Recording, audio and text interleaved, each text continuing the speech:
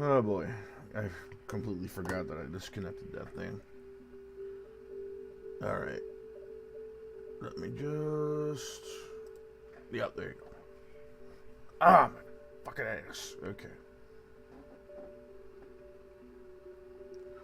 Okay. Audio kit. No, okay, that doesn't work. Yeah, it works. And I'm gonna put that on. And I'm about to head in. At my stream here. Oh, hello. Oh, hey, Gizmo. Who ordered all this? Sorry, I'm fucking trying to anime flip your kitty? thing around, but it's not letting me do that. Heard you're playing Accent Core. What's that? Didn't know you played. Oh, Didn't know you here it Guilty goes. Gear. Didn't know you were playing Guilty Gear. Oh, I've dabbled, shit. but I've never officially played. I always messed around just to see if the games worked. I played a bit of OG Guilty Gear. I suck. I suck. I mean, to be fair, it's one of those old kind of games, so it's not exactly easy. Anyway, we're back with Paper Mario Thousand Year Door. When It's easier last to- we were in Far Outpost, and Just put the game in. There you go. I mean, easier than King of Fighters, I'll say that, bro. and essentially, Oh, shit. Oh, no, Actually, that was my fault. Ow. Sent Master Chief's ragdoll flying. Ooh. I don't know. I mean, can anybody here do a Raging Storm with some pretzel motions? Bruh, have secret you, technique. Icicle. bruh, It's have not you related seen to- the combo challenges in any King of Fighters game ever? Right? Yes, I've played the 2002, hell? an Yeah, unlimited match. There you go then. And now it's mirrored. Your stream, Alex. Yeah, it's fine on my end. I don't know what's going on there. Oh yeah? Hmm. I want to try resetting the transformation. Don't tell me what to do. How do I... Okay, I did that. Oh yeah? And what now? There should be a reset transformation on there. Transform... Wow, that was my fault. I fell down a mine shaft. Okay, we're good now. I just had to flip horizontally. Oh, okay. Alright. So anyway, last time... With, Oh damn. we ended up having... Bridget. We ended up... Who looks like a lady? This is the fourth try, so later or that. Here's the thing. I think upon re-releases of Guilty Gear, they ended up rewriting some of the dialogue. Nope. You know how there's that. I mean, like in re-releases of Guilty Gear 1. Nope, not even. Like Gizmo. Bridget wasn't he? Bridget wasn't For Gear Bridget, 1. What's he- no. Bridget's an OG. Yeah, they didn't rewrite her origin. Wait, though. hold on. His origin.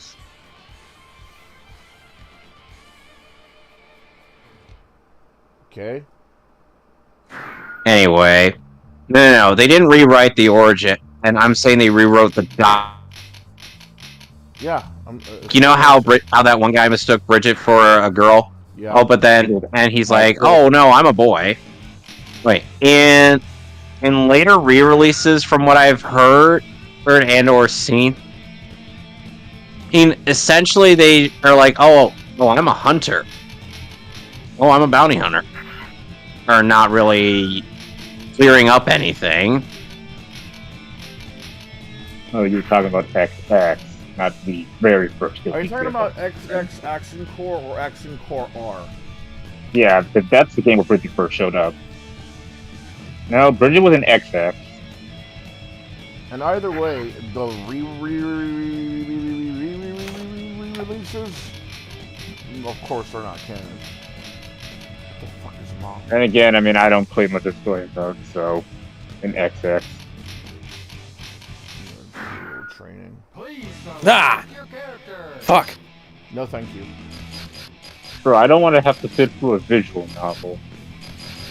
It's a story mode. Yeah, I do apologize. Gizmo. I'm more. Oh, Like I said, I'm more or less referring to the re-releases of the OG Guilty Gear games. yeah, X, not much XX, right? Oh, so what I you're saying think- is what? What I'm saying is that in order to keep true they ended up rewriting a number of dialogue bits. Alex, you're familiar with this, right? I'm pretty sure that isn't what happened, and that was something that they redid it for the new Guilty Gear game. Yeah. Remember they That was for changed that some was stuff. when it I knew it was No. I'm talking like the re-releases of the older. No, I know Guilty they Gear didn't game. do that for the re-releases. Weird. That I wasn't could have. the Weird. I could have sworn they. What do they have? I mean, they were released before the whole cricket came back into life.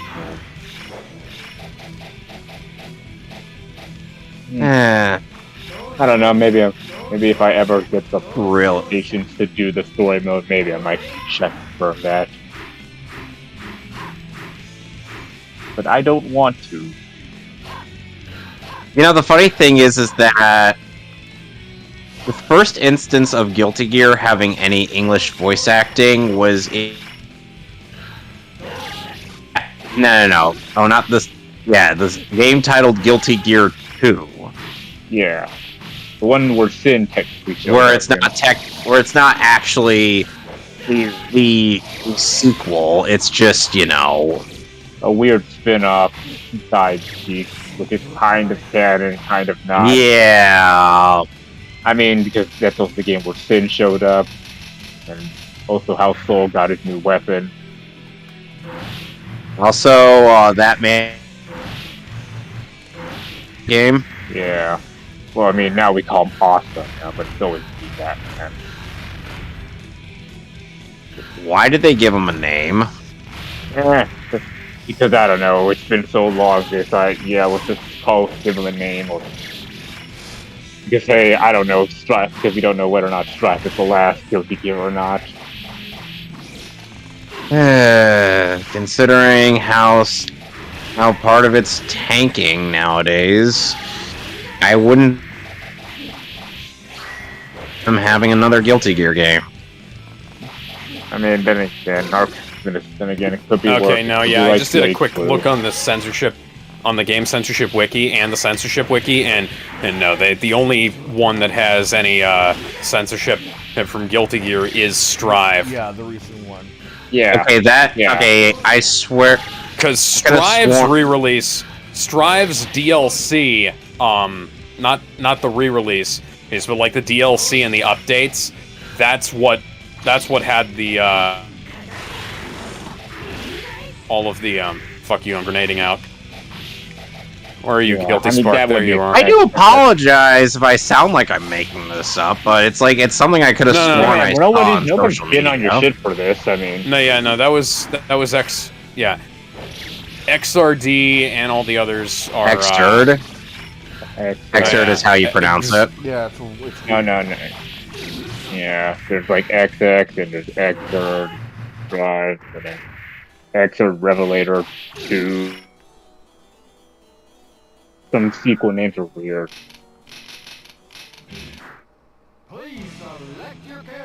All right. Yeah, what are you doing? Okay, Gold Bob, we gotta go find. Okay, we gotta go find Gold Bob and General White.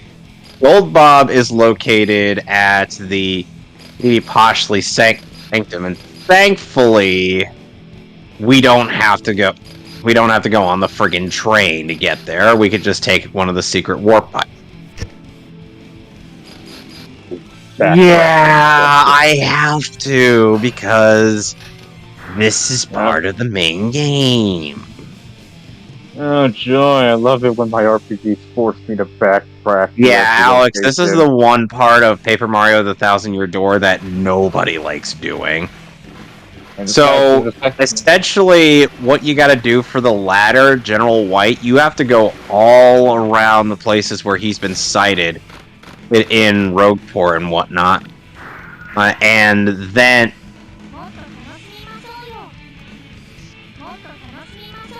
only to find him having long since returned. You know how dumb that is? I mean, at least nowadays when games do that whole long back, at least the games have safety fast whole stuff, but even still. Freaking hell, Mario.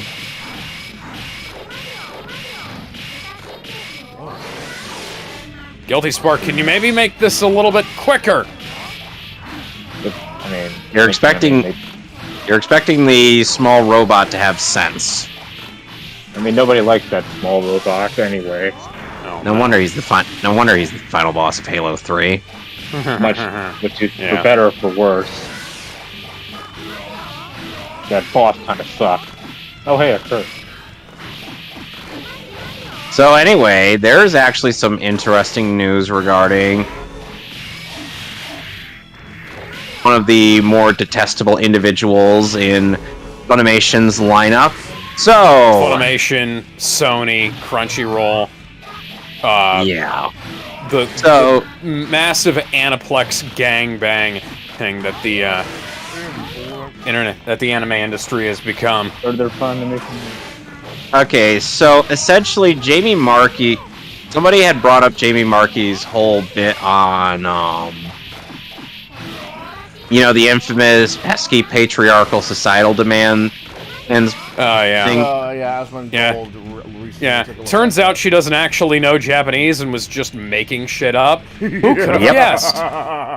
Yeah. So essentially, she kind of outed herself as an idiot, and has been getting rightfully lambasted for it.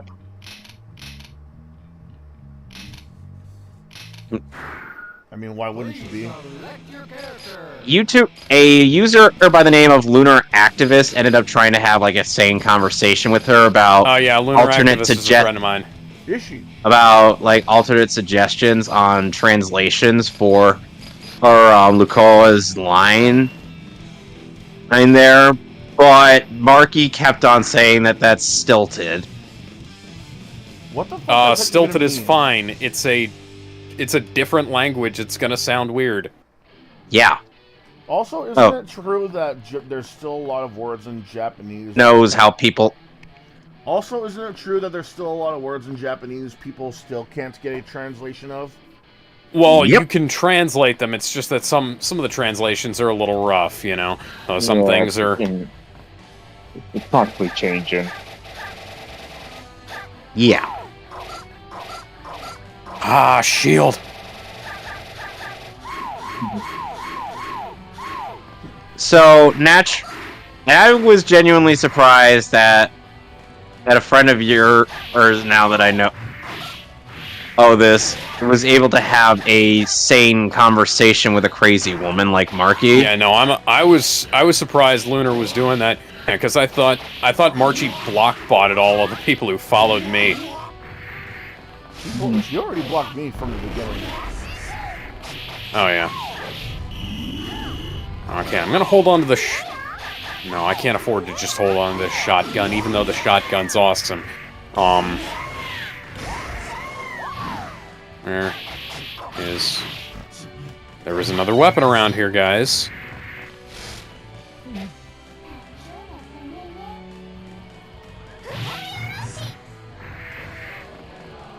And this isn't. No, this is just a bunch of. Oh. I hate the plasma pistol. What's wrong with it? But it's better than nothing. You know the plasma And it's pistol wasn't supposed to be used by itself, right?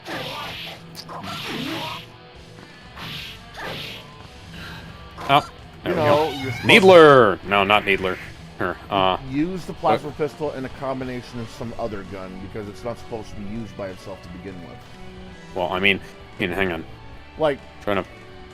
what most people do is they charge up the shot, and if they hit their target, they just hurry over and do a melee attack.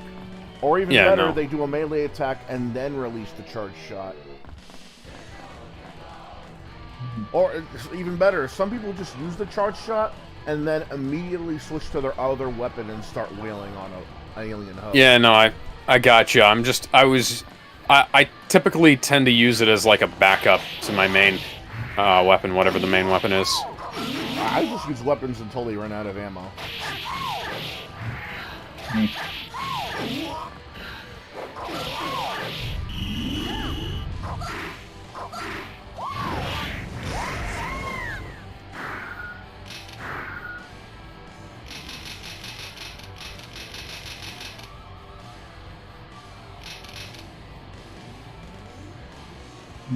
What? You get in your lab and just jam over here.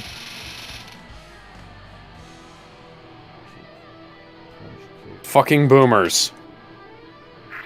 Okay, boomer. Okay, More boomer. fucking boomers. Okay, boomer. Okay, boomer. Ugh. Yeah.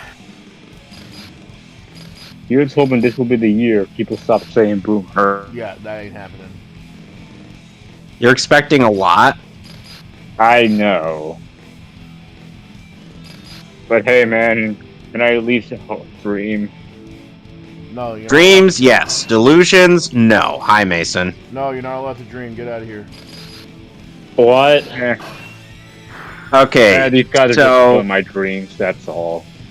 The Americans are killing the Canadian dreams. and What else essentially, do? aside from Lunar Activist, is saying what they needed to say towards Marky. She also doubled, tripled, and quadrupled down on her bullshit. Yeah. No, Marchie got into a helping heaping of horse shit, and she kept fucking talking. She wouldn't log off. You know the Tyler the Creator meme? She was doing that, except the opposite. Mm-hmm. Like how dumb can you get? Shotgun. Is that a trick question? She's one of the people, I got a shotgun. and she's one of the people. Hand on the pump. And no wonder AI is going to end up replacing people like her. Yeah, that was a whole. That was one of the topics of conversation there. What are we like we talking had. about? So, Jamie Marchi is a localization writer for Funimation and Crunchyroll now. And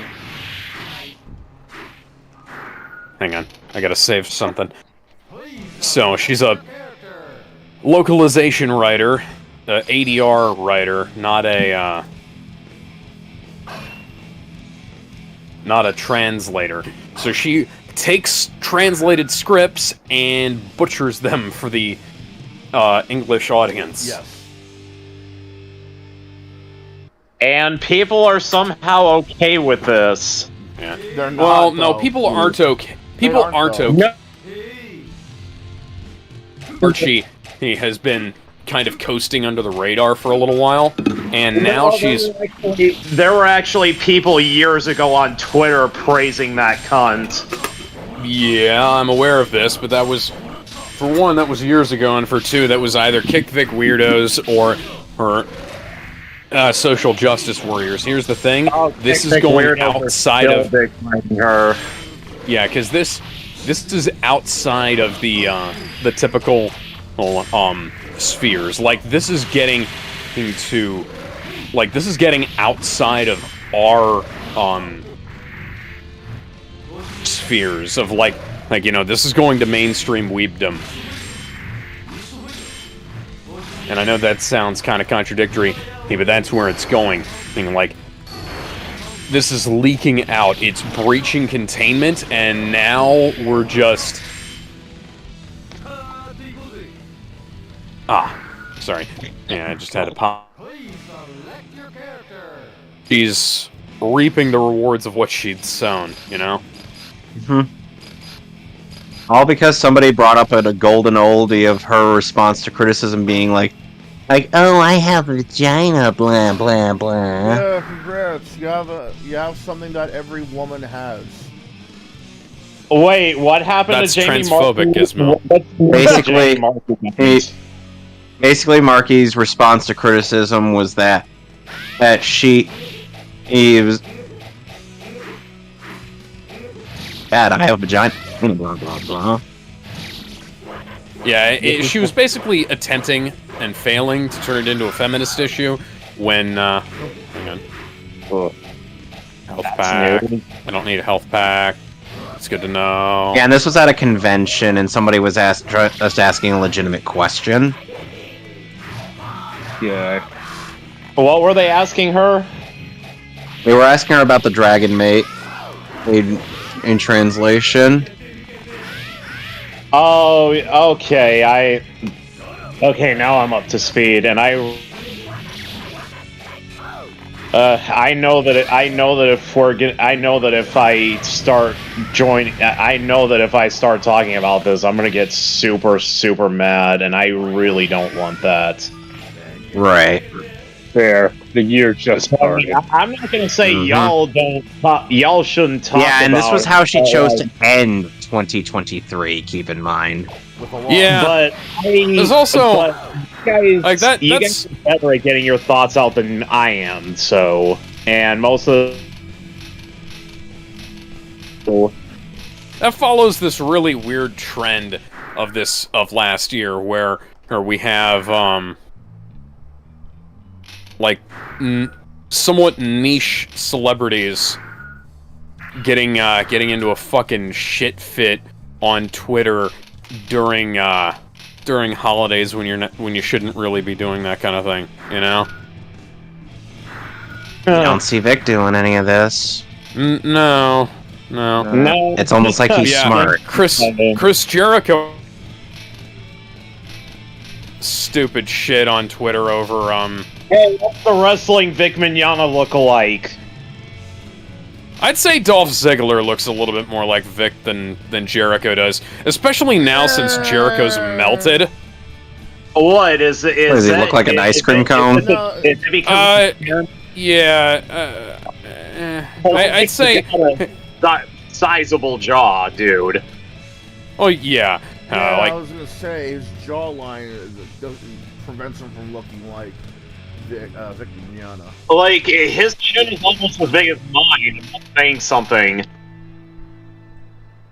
But at the same time, like but yeah, like Jericho,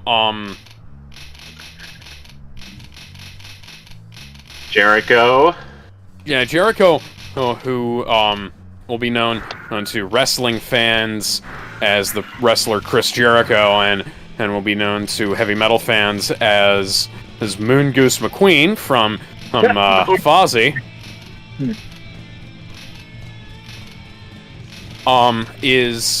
He got into a really stupid Twitter fight with somebody over non-disclosure agreements regarding the weird the brawl out situation, I think it was. Okay. Correct me if I'm mistaken, Gizmo. Well, like apparently there was some Chris Jericho, or we're talking about Dolph Ziggler? Jericho. Yeah, not yeah. Ziggler. Yeah, Ziggler is not involved in this situation, and Ziggler. I think he's between federations. He is. Wait, did Ziggler actually get fired? No, he's still. He was let go, quote unquote, but at this point in time, I think Triple H should if Triple H is smart, he's gonna look at bringing Ziggler back and giving him some kind of main event status, because Ziggler is one of the all-time greats, and he needs to be kept a hold of. Like I would get like a mainstream like title run, and even if it only lasts for a couple of months, you know. But that aside, like yeah, so there was this whole thing about non-disclosure agreements regarding the brawl-out situation, and then CM Punk's lawyer got involved and said that, oh, people have, you know, you've signed an NDA, it's in your employee handbook or whatever the fuck it was, and then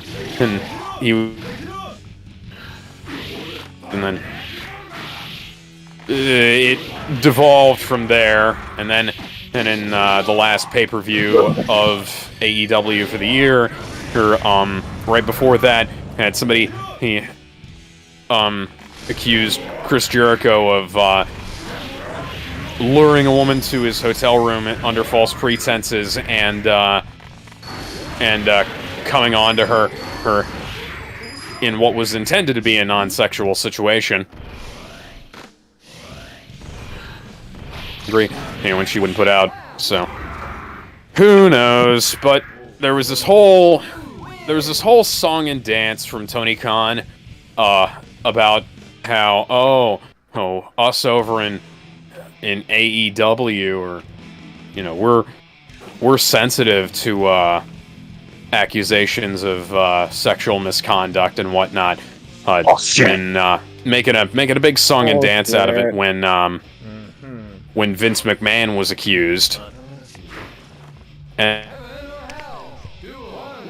was accused in the 90s already. Well, yeah, but again, and like when it happened again recently, and then later on, like when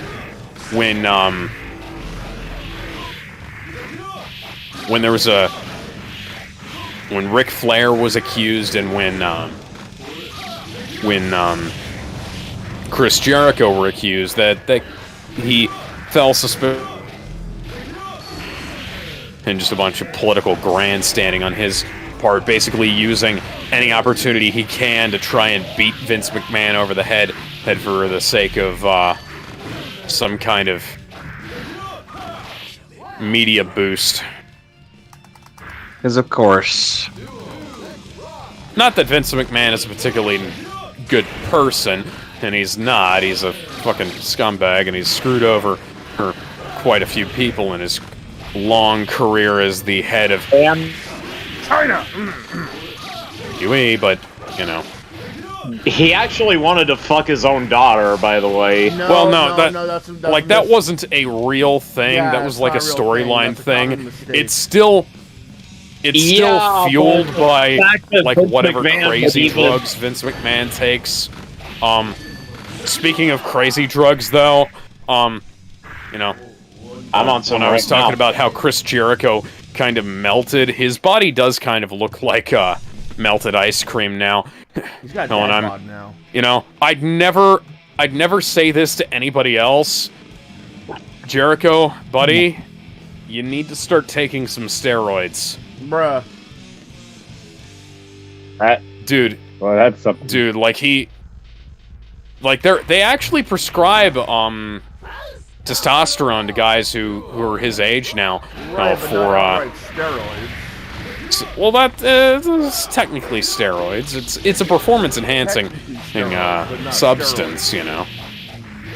I mean, it's not. Yeah, it's not anabolic steroids or anything like that. It's just like it's a. Like, I'm not being literal. I'm just saying, and like, dude, find a way to keep your fucking pecs from dribbling down on your chest, you know. Well, like Jericho didn't. Jericho looked fine like 5 years ago, but. You want to know something bad, Alex? You want to know something really bad, Alex? Suddenly, I'm now imagining Chris Jericho, just doing that bit from the dodgeball all post-credits scene. Oh God. Yes. I need to see. He's not that big. He's not that fat. No, I'm just. No, it's just a joke. Come on. Yeah. No, but for real, Chick brings all the boys to the yard, and they're like, It's better than yours, damn right. It's better than yours, I could teach you, but I'll have to charge. Thank you, New Mason. That was Peter That was Griffin. perfect. We all know the thing. I teach you, but I have to charge. Okay. Do it again. No, but for real, he's really not that bad. I think, and besides, I don't think he should be going on steroids considering his first attempt. Him, Hogan, Rock, what was it, like Edge and Christian? Now, a lot of the guys are on steroids from the rock and roll era up to the fucking Ruthless Aggression era, I believe. I don't think they stopped. That's rock and roll, Attitude, Ruthless Aggression, yeah. Yeah, I was up to Ruthless Aggression. They stopped, they started doing less. Technically, I guess it was Rock and Wrestling, but I don't. Well, Rock and Wrestling was when they started using steroids. You know. Yeah. I don't think. Well, I remember. Do you remember that conversation that when the federal prosecutor said brought Vince McMahon up in front of the fucking court and said that the allowing guys to take steroids is creating an environment of unfair competition, and Vince McMahon had to very gently explain that professional wrestling is not real. People still even after the announcement saying that it wasn't real. Yeah. Oh my god. Hey, check out what I posted in the live stream chat, guys. Well, they also changed it over when they said it was not just it was creating unsafe work expectations and things like that, and that's perfectly that was a perfectly fair thing, because Vince McMahon definitely favored guys with huge physiques over smaller guys, and so there was a pressure to start taking the juice. Oh yeah, CM Punk said that. Triple H so we were told by a Koopa that General White is not present in Petalburg. Oh God, you're still here. Yes, I am still here. I have not left the room. I cannot physically leave this room until I am done playing the game. The game! The greatest game of the gen. It's all about the game and how you play it. All about control, and if you can take it. By the way, Alex, do you have any plans on Wednesday aside from doing some writing? Gonna try and get some Stanley Parable finished up. Other than that, that should only take about an hour or so. We should probably have a decent amount of time for that. What time are you guys starting that? I think we're starting at around 5:30, and then we should be done by 6:30, 7 o'clock, depending on how long that takes us. Well, what? Oh, great! Now we gotta go all the way. Stanley Parable. Now we gotta go all the way up to the fucking Glitz Pit. Oh, before we go, please let there be another health pack around here. Another news? The only thing that's standing between me and death is my fucking shield. Alright, Gizmo, what's the other news? What is that? Oh, no. Okay, that's fine. Hey, anybody remember this wrestler that I posted in live stream commentary chat? No. Alex, say the name. Actually, I literally can't, because the Master Chief Collection has control of my mouse cursor right now. Oh, okay, that's fair. Gizmo, read what I wrote. Yeah, that's why I play a lot of my games Windows. Let me see. And where? In the broadcast chat? Couldn't get... yeah, the broadcast. On the live stream commentary text chat. In the commentary chat. Okay, let me see. Christian Blah? Who the hell is Christian Blah? You're a smart ass. You know that? I don't get it. Okay, so there was a wrestler in WWE when it was called WWF. He was called Chris Benoit. He was known as one of the best wrestlers out there. The crossface, the Canadian Crippler, I think it was one of his names. Yeah, he was also very infamously known for the diving headbutt. which is exactly how it sounds. Which is exactly how it sounds. Unfortunately, because of the time he was wrestling, when chair shots to the head were still a thing, and the fact that he was still using that move I've said before, the flying headbutt, it took a toll on his brain, to the point where when he got brain scanned, it was equal to that of an 80-year-old man. Damn. So, unfortunately... That I didn't know. So, unfortunately, because of his injuries to the brain, he went a little schizo. So what happened was, right after the unfortunate death of Eddie Guerrero, which died of a drug overdose. That was a heart attack. Heart attack, yeah, my mistake. I keep mixing up a lot of these wrestlers' deaths. Heart attack in his hotel. Unfortunately, that was his breaking point because the two of them were best friends, along with Batista. If you can. So just for a quick reference here, you had that was his breaking point. So you had Eddie Guerrero, who died from he'd been off of steroids and painkillers for like a decade at that point, but it had already taken a toll on his heart and the rest of his body as well. Oh, and that was what led to his heart attack. That was somewhat common, unfortunately, with wrestlers of that era and the previous era, where a lot of them wound up having pretty severe health issues. Brian Pillman, Mr. Perfect. Yeah, Brian Pillman, Mr. Perfect, Macho Man Randy Savage, Demolition, Ultimate Warrior. Especially Ultimate Warrior. That was a big deal.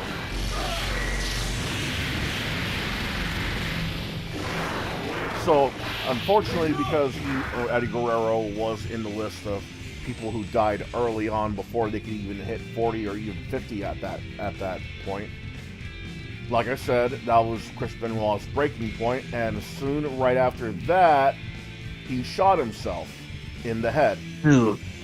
That doesn't stop there though, because when the coroner went over there to check up on him and look in his house, they not only found himself shot in the head, but it was also his wife and his child, and they put together that it was a murder-suicide. Basically meaning, good lord. Basically meaning because of so many head injuries, he made him crazy to the point where right after Eddie Guerrero's death, he shot his wife. It was essentially a fugue state. Yeah.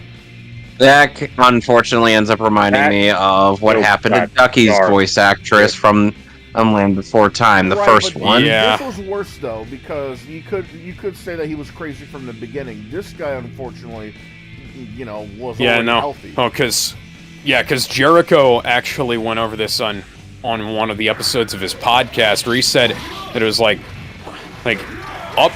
right up to the day that it happened, he would have let Benoit watch his kids, because Chris Benoit was like one of the nicest, safest guys in the entire industry. Oh yeah.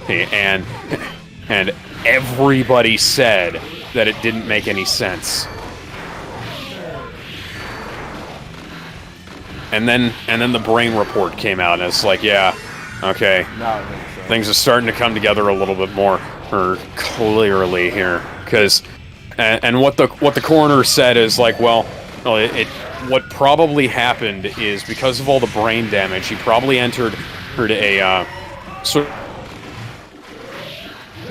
and didn't precisely know what was happening, like he wasn't himself when the killing happened, and then he slowly sort of came to over the next couple of days, and that was when he killed himself. Yeah, basically he was along for the ride. Because he realized what had happened, and then offed himself, unfortunately.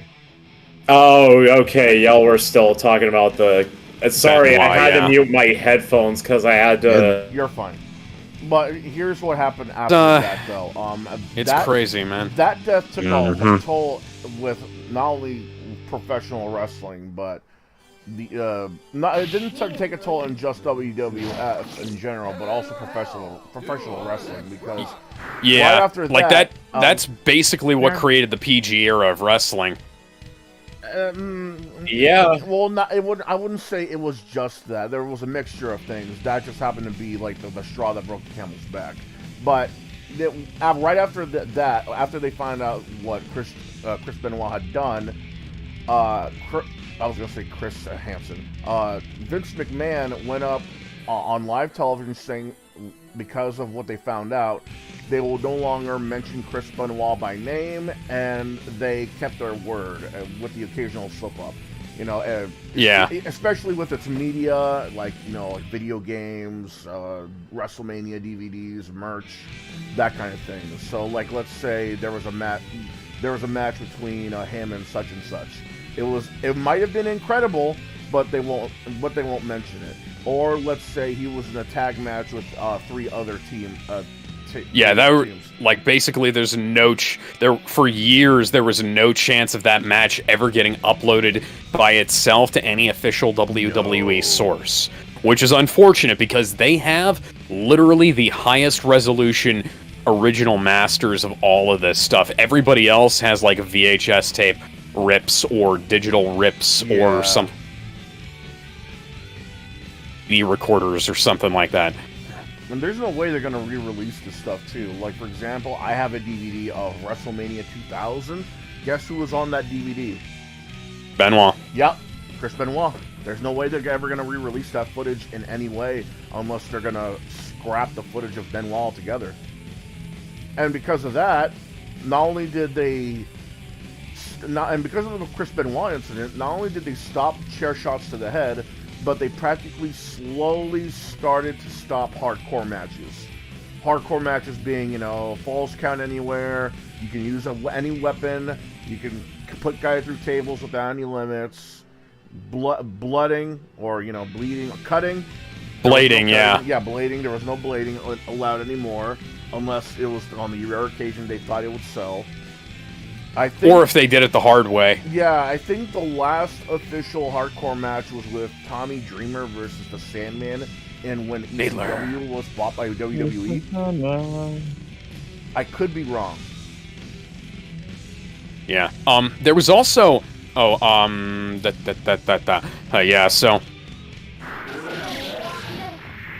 Vince McMahon also had to come back to life because his limousine exploded the previous week. Oh yeah, there was supposed to be something. Well, there's some storyline where like Vince McMahon died, but because of the sudden death of Chris Benoit, are you there They yet? have to scrap it all and like. I am almost done with this quest.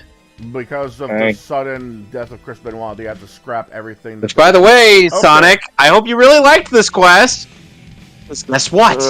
Guess what? For one of the troubles. You want to know what you get to do for one of the troubles in this game? You want to know? Absolutely you want to know? Nothing. You have to do all that I just did all over again. Fucking amazing. I knew. Yeah. Game before. Anyway, this is why continue, every Gizmo. RPG needs a fast I've already travel. forgotten what I was going to say. Oh, okay, I remember. So basically, because of the Chris Benoit incident, they also had to scrap whatever storyline that had to do with Vince McMahon dying in story. So we'll never know what was supposed to happen afterwards. Yeah. Yeah. By the way, they let people bleed the hard way. Hey, like, fucking crazy. Hey, but they started, like, going to black and white for a few years. That was really irritating. Yeah. I hated the black and white structures. It's like, dude, just show it or don't. Like, what's the point of this? Anime. We've sat through the Attitude Era. We're not babies. Well, it's not like you can't show blood on a PG anyways. You can. It's just these guys are acting like they're also cutting guys' stomachs open. It's literally just blood. Yeah. Yeah. Now, Brock fucking Lesnar gets away with a lot of shit in WWE. That's part of the reason why, for the longest time, I just haven't liked the guy. Is because he gets away with shit that everybody else gets punished Like, didn't he knock out Goldberg? Busted for weed. Jack Swagger and Rob Van Dam both got busted for weed. And they got canned. And meanwhile, Brock gets done for steroids, and he's still got a career. Would you really tell that guy to his face, "You're fired," though? Exactly. Walls. You know, I wouldn't do it to his face. I'd do it on his wedding day. Oof. I'd do it on his wedding day via mail. Could have been worse. You could have been involved in a one-leg match. With, who was that one-legged wrestler they had on staff for a while? I keep forgetting, but I do remember that it was a big deal, especially since he gave it his all, and he kept on winning against Brock Lesnar. Well, he was also really fucking good. Like, it was a really... He was. People said it's like, oh, that's a weird fucking gimmick. It's like... Dude, he was really good. Bump. He was really, really good. But I think the reason why they got rid of him was because of the suspension of disbelief. Like, how many times are we really gonna sit there and believe that a guy with one leg and a build like that is able to beat someone like Brock Lesnar? I don't know. Oh, there's this whole thing in John Wick 3 about how like Blind Don beats all these hardcore assassin dudes, and he's like, yeah, I believe that. That's a common trope, though. Like, of course you're gonna believe the blind person is typically a bad guy. Of course we're gonna believe a blind assassin is gonna beat up and kill 10 other ones. It's not only is it common sense at this point that... don't you mean John Wick 4, Alex? Oh, John Wick 4, yeah. Not only is it because the blind assassin doesn't debut until that film. Yeah, I forgot.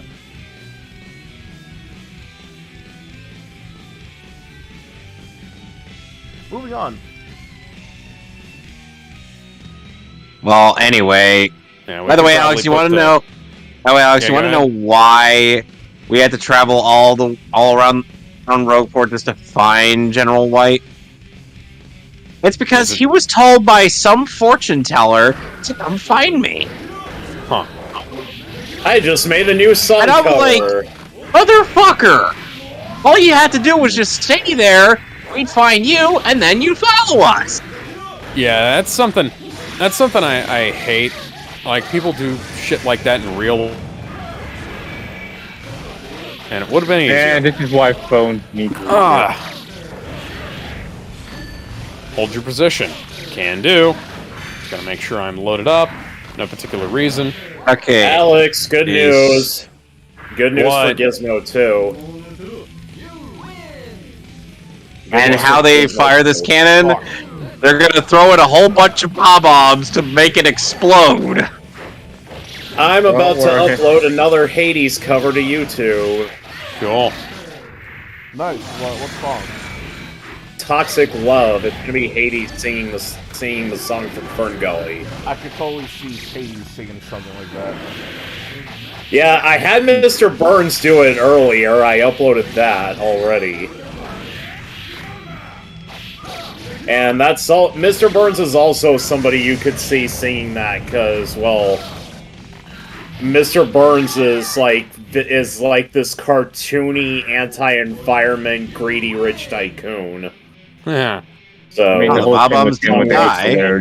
Which somehow was also the second person ever to get a Social Security. You don't remember that? Yeah, you remember that joke? He was putting down information before his hospital visit. Oh, what's my Social Security? Because of parents' death got in my way. My Social Security 0000002. Not 2. Cause of parents' death got in my way. You have to wonder what you mean. An oddball question. How are we breathing in space? Toxic Mario Galaxy. Love. How is Bobbery able to explode when there is no fire? We're fine. No I oxygen. mean, there is no the foreshadowing. If there is no oxygen in space, then flame should not be able to be linked. Just how that's like the same way with Star Wars too, where they have like explosions and detonations in space. If people are gonna try and say that Star Wars is unrealistic, they should really look up the definition of duh. Or fiction. Look, I get it, it's fiction, but I'm still allowed to question this. There's only so much you can question before you sound like a jackass, though. If you're gonna... See here. You know, if I'm playing Street Fighter, right? Am I really supposed to... Am I supposed to really question why there's a big green man beast fighting a guy that can spit fire out of his hands in a tournament where a guy's conquest to take over the world by using the literal power of his soul? There's only so much I can question before I sound like a jackass. Let's see. What is that a reference to? Is that Street Fighter? Street, yes. I need to get my Beats headphones out. Yeah, I could. For some reason, technically that could have. Like, think about it. It's like, okay, how does he shoot Super fireballs? Smash Bros. Why does he shoot fireballs like that? Oh, well, it's the power of his inner energy. Really? How does he do that? Oh, well, it's with years of training and during a moment in his childhood up to adulthood where he learned this specific martial art. Okay, cool. And that's linked to his energy? Right. And then because of that, and with all of his experience, he's able to harness it and shoot a big ball of energy. Okay, but why? What do you mean why? Why is he able to shoot a big ball of energy? Because that's part of the story. You know, inner strength, you know, okay, yeah, but why? Oh, shut the fuck up. Well, anyways, happy Mickey Mouse Public Domain Day, everybody. Yeah. Well, guess what we'll be watching at some point? Steamboat Willie, completely uncensored.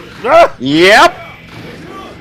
Oh boy. Oh boy. There's also another original Mickey Mouse cartoon that's entered the public domain. Hang on. Let me pull this up. Can't wait to see the Steamboat Mickey Mouse take out a Playboy. Is that actually in? No. It's just like one of those things that they do with public domain properties. Well, sadly, since Winnie the Pooh has entered public domain, remember, blood and honey is still a thing. Yeah, either horror. Yeah, they're either gonna be in porn or horror. Those are the rules, don't you know? Those are stupid rules. Time for Mickey to lay some pipe. Goofy, go. You know you want it, bitch. Hey, Maxie boy, why don't you go hang out with Goofy, huh? I'm going to... I still remember that sketch where Mickey was taking... Or Mickey, after finding out Minnie had certain relations with Goofy, he took Minnie to court for a divorce. Fucking Goofy shit. Yeah. Oh my god. Let's see. It's like, ever since you described that to me, Alex, that has never left my head, even after I saw the video. I mean, how could it? So... Though, you know how... She was acting... silly? Extremely crazy. No, I want Alex to say it. No! I said she was fucking goofy!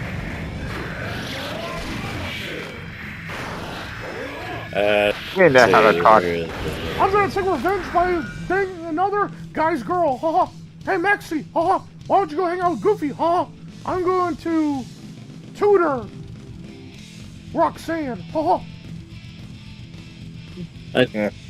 Roxanne, see. Yeah, I think Max is too busy doing school shooting. They're not gonna laugh anymore. Yeah, there we go. Table input. In other news, Discord is sent out warnings for anyone following an offensive creator. Who? What? So, who'd they send out warnings for? I don't know how many of you were around or even knew about this news, but there was this There was this fandom around something called... Oh, shit, what was it called? I got it right here. It was... Huh. Fuck, where is it? Alright, close these out. Won't be needing those anymore.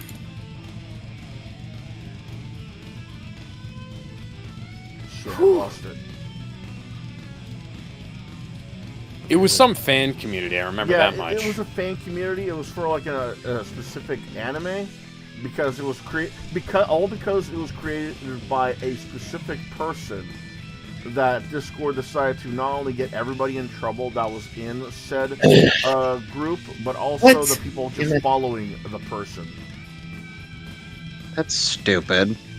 Yeah, well, they've done that before. Like when they delete a server, they send out a warning to everybody who is in the server and say, it's like, oh, we've had to remove this server, or please be careful of the communities you join.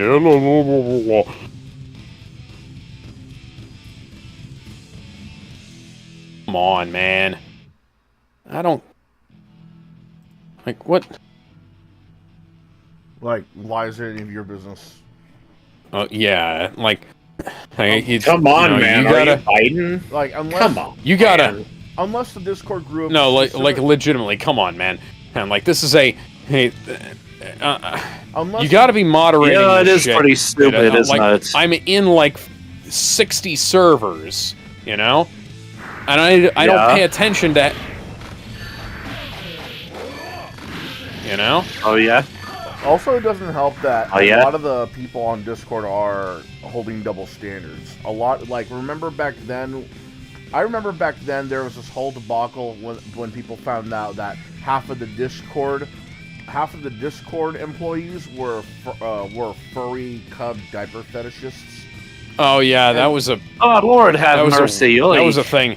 Yeah, that was a thing that came up. Yeah, and then because of that, they let a lot of like in real life CP just like slide under the radar.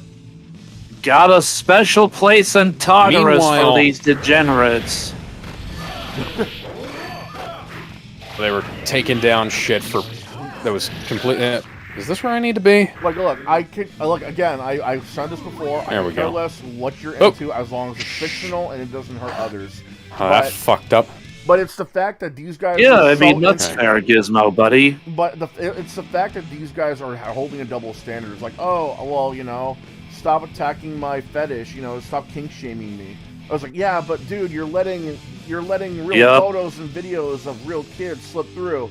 It's like, yeah, but they're only looking at it. They're looking at it, yes, that's the problem. Yeah. And someone posted it. That means someone else must have it too. This is why most people should just keep their kinks to themselves. Yes. Yeah, otherwise these people are gonna have a special place in Tartarus. Yes, good point. Are you gonna fucking move? Or did I go in a circle? Hell no, I rule the underworld. I am not moving from it. Hades, I'm not talking to you. Oh, good. Got a fire I'm trying to figure out if I've gone in a circle here. In other news, Hibiki Kamiya left Platinum Games because his trust was broken. Well, basically, he didn't want to make any... I think the thing boiled down to, like, he wanted to do something else with Bayonetta, and Platinum Games had something else in mind, and idea for Bayonetta 3 kind of sucked.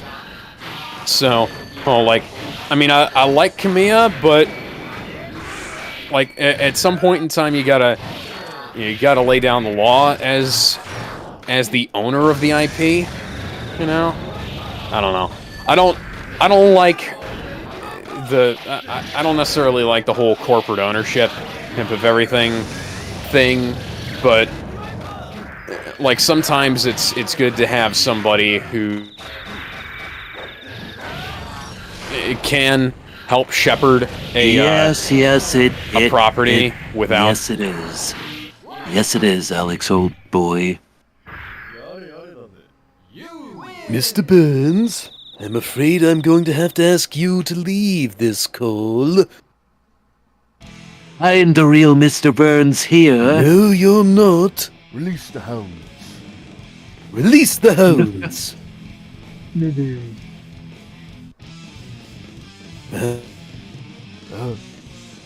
More dialogue, goody. And things that I can kill. With my son of shotgun, hand on the pump, left hand on a 40, puffing on a blunt. You seem very enthusiastic over killing things with shotguns. I love this shotguns shotgun. are great. I'm so happy to be playing something other than a generic third-person action-adventure game developed by a Sony subsidiary. Man, I miss when fighting games. Your obsession is very... Third-person action games had personality to them. I mean, look at Public Batman. Farm wants you to remember. Now And quoting we've got Family old Guy girl. memes in a Simpsons voice. Feel like We've this should got be games like illegal. Old Girl. Ooh. In fact, it actually was illegal. My lawyers told me that it would be. Hang on, did I leave something over here? Oh, assault rifle round. We're all just having a corking good time. In other news, Pixiv is now censoring certain artwork for specific regions. So for those for those who don't know, there's places like Rule 34, DeviantArt, Twitter, Tumblr, what have you. They allow you to post. But what about them? For those of you who don't So, know, I also have to bring... post. Sorry, yeah. No, sorry, go ahead. I'm getting killed over here. For those of you who don't know, DeviantArt, Tumblr, Twitter, Rule 34, what have you, E621, you're able to post up almost all kinds of artwork, right? From the very lewd sexual act to the most innocent of I don't know, cute animal faces, right? You've seen it all. With some exception. Right, but here, the exception is... Or her, cum. Yeah, and that exception is what we're talking about today, because Pixiv is extremely infamous because they are no holds barred. And when I mean no holds barred, I'm not just talking about like rapes, gangbangs. So I'm not talking Almost just about like gore. hentai I'm not just sites, talking right? about gore. Yeah, like- I'm also talking about the Inflation, that whole I'm gore. also- and I'm mostly talking about other things that I'm also talking about the smaller quality, if you know what I mean, of characters. Well, that's... Yeah, frankly, that's like nothing compared to some of the gore shit I've found by accident on Pixiv. Here's the Like, thing. I've had to Right, put but here's together the thing, fucking tags. Right, but here's the thing: you're Tag able to find blocks for those that. on. You're able to find gore and vor stuff on DeviantArt, Twitter, Rule 34, and E621 as well. Pixiv, on the other hand, they openly allow literally any kind of art, from AI to 3D models to hand-drawn, of literally anything you can imagine. And that means they'll even allow Cub, Lolly, Shotokan, that kind of thing in there. And that's there what was it's known for. I have to say, there was a very unfortunate period of time where... There we go. Ah, fucking hell. There was a very unfortunate period of time where, before they created the AI-generated tag to allow you to filter every single tag, every single character was getting spammed by high to low quality art, high to low quality AI-generated images. Some of it was really good. Right. Some of it was fucking garbage. And more of it was garbage than wasn't, unfortunately. Oh, that's AI. And for the most part, Pixiv had managed to, part of the reason why I liked Pixiv back in the day, managed to avoid some of the issues the other sites had with, nope. There we go.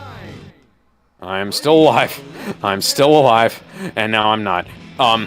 Was because they'd managed to You doing alright there, Alex? Yeah, they'd managed to avoid the glut of low quality, like, SketchUp content where people would just dump, like, MS Paint drawings and other shit. And unfortunately, people still do that.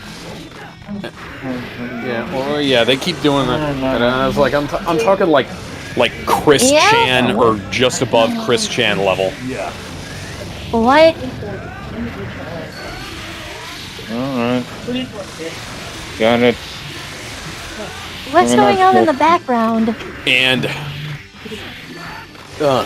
sorry, I needed some water. And Sorry.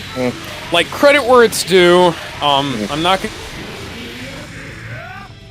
entirely the AI. Most of the AI stuff looked better than that stuff. But then you get shit where it's like the hands are wrong, the girl's got two vag, things like that. And like it's just off-putting, like the guys who use it as like a sketch pad and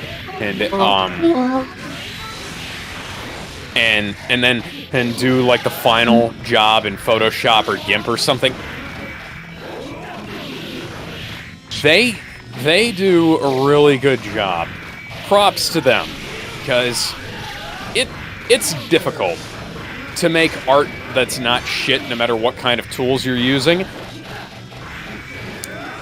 Speaking from both my experience as an artist and a musician here, and you gotta figure shit out. You gotta learn how your tools work.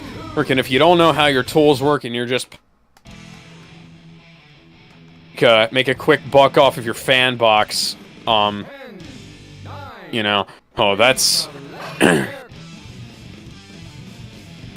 that's not gonna come out good no matter what. Yeah, this has to do with Fanbox too, though. Yeah. Because, like I was saying before, Pixiv is not just blocking your region access. Like, no, they're not just restricting access in certain regions, but they're also making Fanbox outright just ban people for their risque art. And again, think of it like YouTube back in the day, where you could make videos on anything and you would not get in trouble, right? You could say all sorts of words. People know that you say them for a reason, not just. I'm gonna say the N-word. Yeah, like remember, like you remember Filthy Frank? You remember Filthy Frank, motherfucker. You remember. Shut the fuck up. You remember guys like Rooster Teeth? The old school Rooster Teeth. What was his name? Rucka. And the guy who did parody songs. Rucka. Yeah, those guys. You remember? Yeah, that guy. Same thing with what was his name? Not the guy who used to do Content Cop. What was his name? iDubbbz back before he sucked. Before iDubbbz back in the day too. That it was sort of like that. It was the Wild West of YouTube. Pixiv is basically.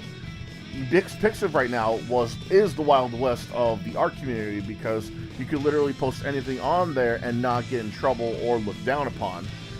However, it looks like more and more of the Western sentimentality is leaking in, because they're not only cracking down on like the more risque fetishes in artwork, but they're also making Fanbox also crack down on the users too. To the point where... And this, seems really sensitive. To the point where they're outright banning accounts.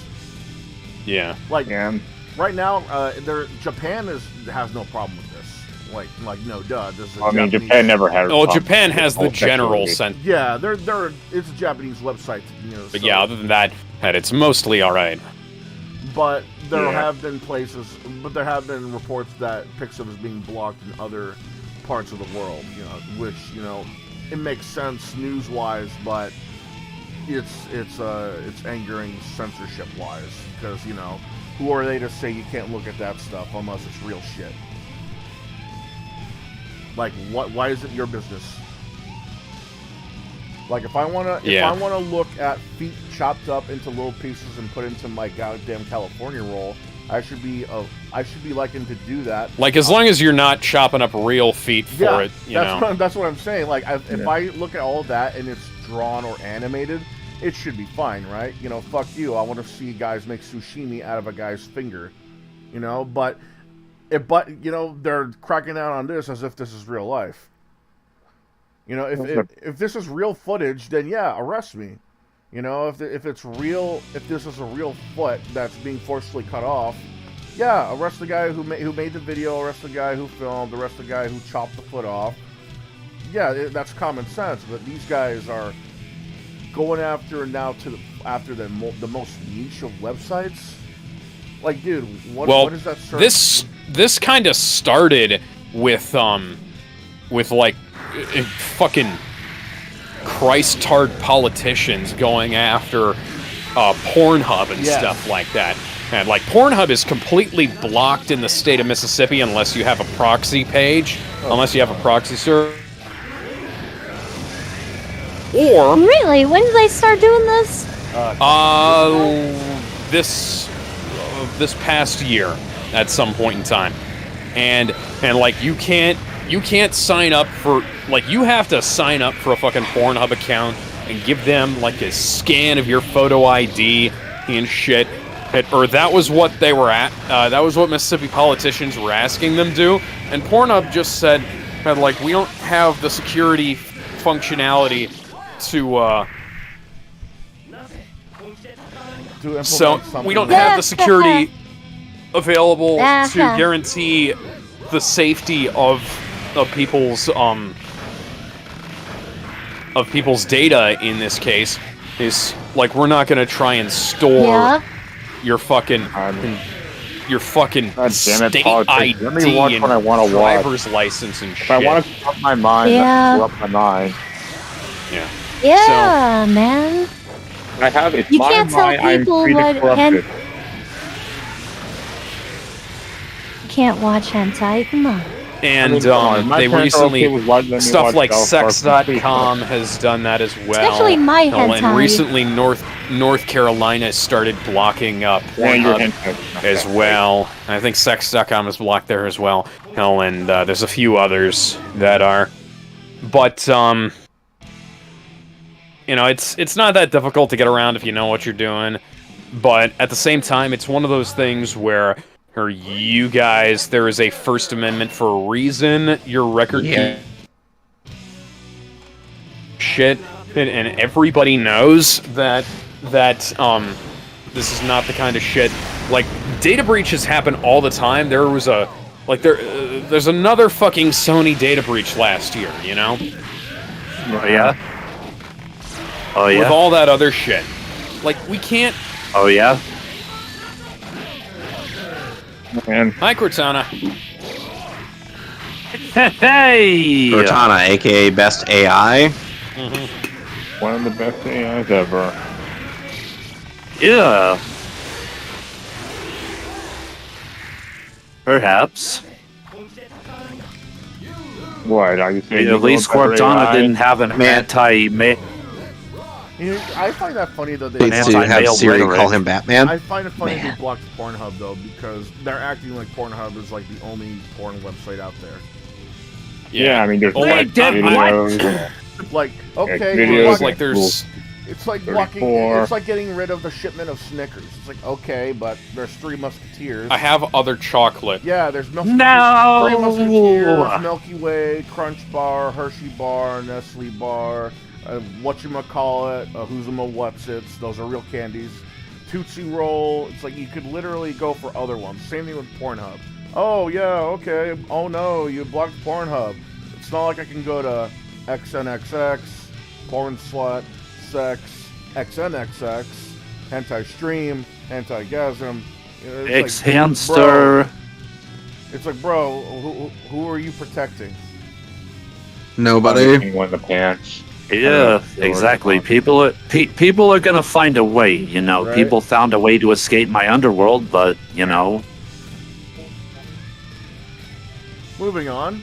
You know, Herc found a way to escape the underworld. I mean, if Herc can find a way to escape the underworld, then people are gonna find porn, and you're not gonna stop people from finding porn.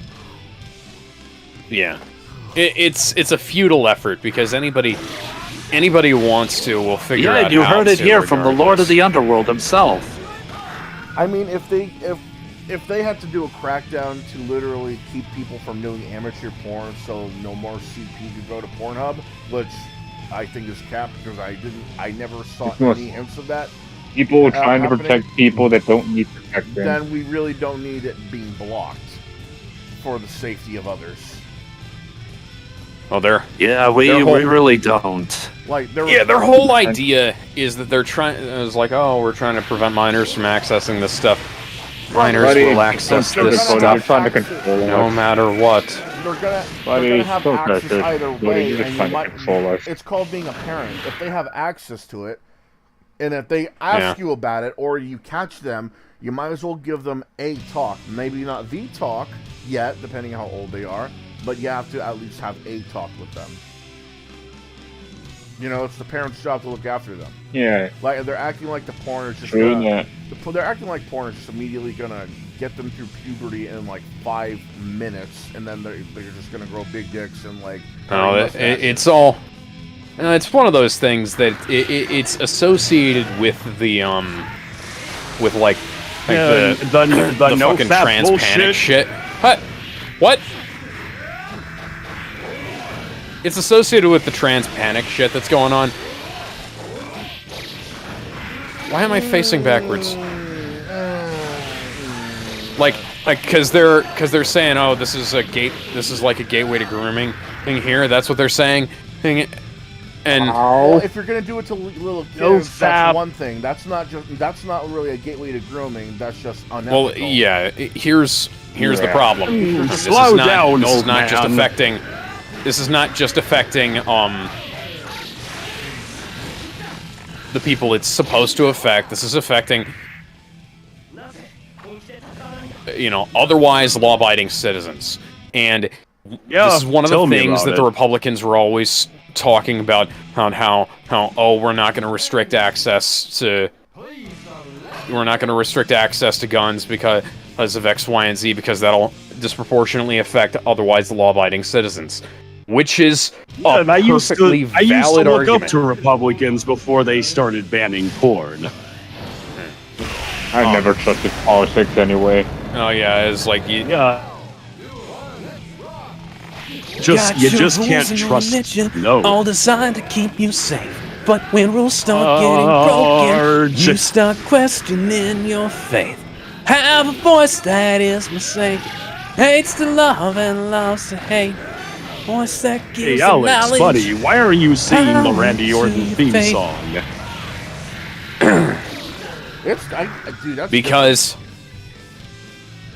Because politicians all are liars. That's different than the tranny panic and the fucking porno panic. That's different though, because with porn you're already... I can't believe I forgot that line, Alex. As a singer myself with amazing pipes. Okay. Hello everybody, Gaston here. This is my stream now. Okay. Gizmo, what were you going to say? I was trying to say is that if there are stream with Gaston too. Probably do those dude bro workout videos. Type of videos Gaston would probably do. Oh yeah, that probably would. Come on, this shit is eating up a lot of power in my computer, so I'm gonna turn it off. Like Gizmo, say what he was saying. I was trying to say is that the tranny panic and the porno panic are two completely different things, because porno panic, you're afraid. With porno panic, at least it's something to legitimately be worried about, because you don't want. If kids are going to look at porn early, then you have something to worry about, because you don't want them having sex early. That could mess with their minds, their ethics, their morals. That's why. Yeah, you don't want to get. Yeah, you don't want to get kids, involved with stuff like that, because it can lead to child exploitation and things like that. I understand. There is a valid. there's a valid argument to be made for both of those topics. The problem is that like the trans panic thing is like there was a bunch of with the trans panic thing. There was a bunch of stuff where they were like, you're fighting that enemy. Yeah, and I'm stuck. I literally can't do anything. Oh, you guys, what's what's Alex saying? I need to listen. Yeah, there was this whole fucking covenant. Well, Kevin, you'll just die then. Yep, and I didn't save. Yeah. Oh dear. Fighting the Great, so covenant. I gotta do all that again. Save sooner, dude. Guess I'll just die. The difference here is okay. Can it? Oh, my game was How far? Quick question. How far did was the last time you saved? Is that we gotta go all. Fuck. We gotta do all of that again. How?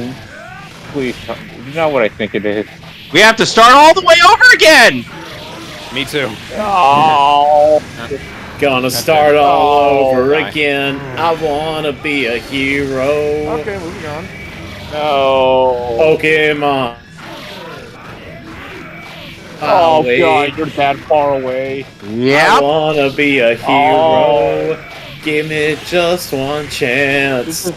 This is one of the things. I mean, autosave. You spoiled us too much.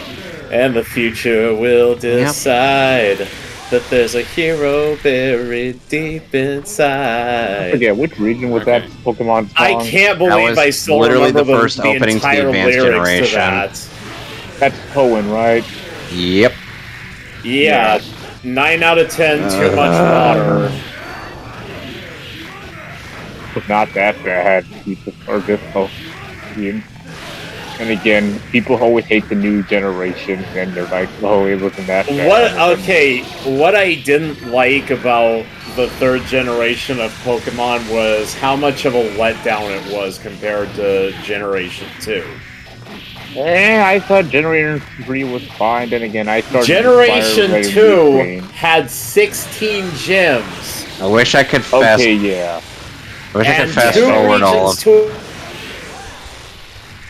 On Ruby, Sapphire, and Emerald, and all the other games moving forward, if you don't count the remakes of the second-gen games, you only explore one region. That's it. Yeah, I mean, I can understand what you're saying. Like, I felt so let down as a kid playing Pokemon Ruby. I was like, what the fuck? There's only one region to explore? Welcome to the Medcast, where things go off rails, but also might as well jump off the rails. And again, I mean, I don't think we're ever gonna Pokemon. Well, I'm on drugs, so... Yeah, okay. I'm just Canadian, so anyway, ready to vote. The thing that I was trying to say earlier was that... Much earlier. Was that these fuckers are... Anyways, okay, so what I was trying to say earlier was that there's an argument to be made about how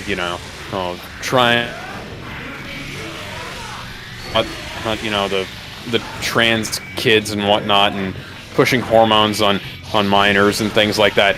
That's bad. Everybody knows that's bad. Yes. And if you don't admit that's bad, there's something wrong with you. You're either pushing an agenda or you're fucking lying. And, or you're EDP. Yeah. But, that aside,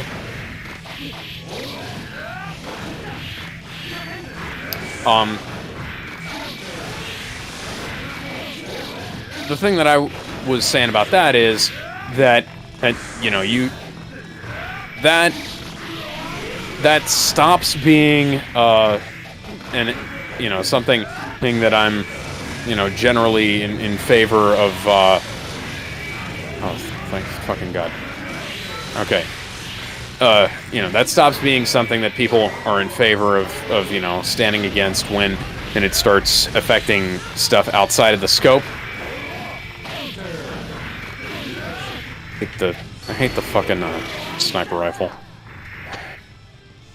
Anyways, so, and that's the same thing with this here. Like, people seriously underestimate the value of pornography from any perspective, really, because like people make a lot of decisions on porn. Like, porn made VHS. Well, Star Wars made VHS, but porn helped. And porn was supported by Blu-ray. Blu-ray wound up winning format wars for that sake. And come on, where are you? Where are you? Where? And so, people will go to the way, hey, porn is one of the things they're talking about, not just porn, sex in general. Right. And all these fucking, like, tradcon and neocon neocons can go fuck themselves, because the best way, like, the youth, generally speaking, are always going to be in favor of a number of things. They're going to be in favor of getting a bone on. Right. And they're going to be in favor of things related to that. And when you start getting in the way of them getting a bone on, well, you start making enemies. It's almost like it's almost like they didn't learn anything from the 1960s. People want to... I'm sorry, I'm being a bit quiet right now. I'm very understandably miffed. Oh, yeah, no, I got you. How the hell do I get back up there? To go up that way and come back down. I have to go around. I can't remember how I got through here. It's been too long since I played through. Yeah. So, anyway, essentially the point is that politicians need to stop being stupid. Yes, and porn I think this is going to lose people. Porn has its benefits, despite the fact that despite how somewhat questionable some of the imagery can be. Anyway, unlike transitioning, consent. Yeah. Like, look, I'm not gonna like say that people who transition at all are all dirtbags. If you're gonna do it, you're gonna do it, whatever. But think about it like this: what is it really doing? What is it really doing that's a plus for anything? Well, the thing that there's more negatives. The thing that keeps being I can name more negatives brought than up. Positives, and I'm not even talking about positives as in good things, like positives as in like things. The thing that keeps being, like things like have to do with like society, anything with societal stuff, like whether it be norm or niche. Like the positives I can say is that it feels a fetish, and it helps you feel not so out of place, I guess, but that has to do with feelings, and that also as well as the thing that it comes down to is some people hold it part of their identity than they probably ought to, and like it is things that make up who we are part of us, right? And some of those things will never go away. But the question that was posed, that I think was one of the things that has continually gotten like Blair White in trouble, well, for instance, is when the question of like if there was a pill that like made it so that you didn't, would you take it, or would you want that to exist? And like people say, hey, no, bullshit, because why do you want people to suffer is generally the question that is posed at that point, because like it's a like undisputably it's a mental disorder, or there's a thing wrong, and there's an avenue. There are avenues to fix that. Whatever you say that avenue, might. Like that's neither here nor there. But if there was a pill that somebody could take that would prevent suffering, like, would you want that to exist? And some people say no, and it's vaguely baffling to me, because it seems like all they want to all that is desired out of it is like for people to be that way, rather than, and for like do you want people to be happy, or do you want people to be to be a certain way? And it's like that always that gets like conservative Christians, for instance, and it's like do you want people to be happy, or do you want people to be Christian? And it's like, well, I want people to be Christian and happy. No, that's not the choice. Ultimate vocal remover really takes forever sometimes. Like, that's not what we're talking about here. We're talking about like if you had a choice for like everybody to be, sorry guys, happy forever, or everybody, or for their and cure all illnesses, is like, would we cure them all? Oh, it's just it just shows agendas at work, because people people are more concerned with getting points for whatever their side is than they are concerned about actually making a positive change in the world, which is shitty, and you should feel shitty if you're doing that.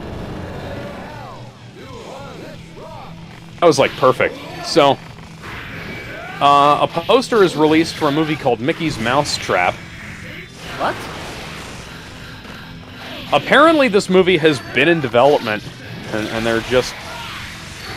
they've timed it out so that they can capitalize on it. It basically has nothing to do with Mickey Mouse. It's like an amusement park slasher movie with Mickey Mouse as the killer.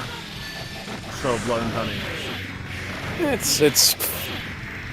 It's basically Blood and Honey, except Blood and Honey, it was like slightly different because they had that whole thing about like Christopher Robin and whatnot. Yeah. So there was a tangential connection. Played more serious too. Yeah, this Blood and Honey based on a College Humor sketch. It's not based on. It's stolen from. Oh, right. Yeah, that was not like the college was not cited source material, if I'm not mistaken. And hang on. Sketch.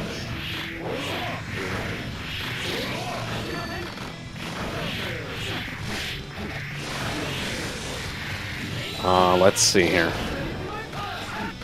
Sequel and shared universe are in development. Bambi the Reckoning and Peter Pan's Neverland Nightmare are also coming to this.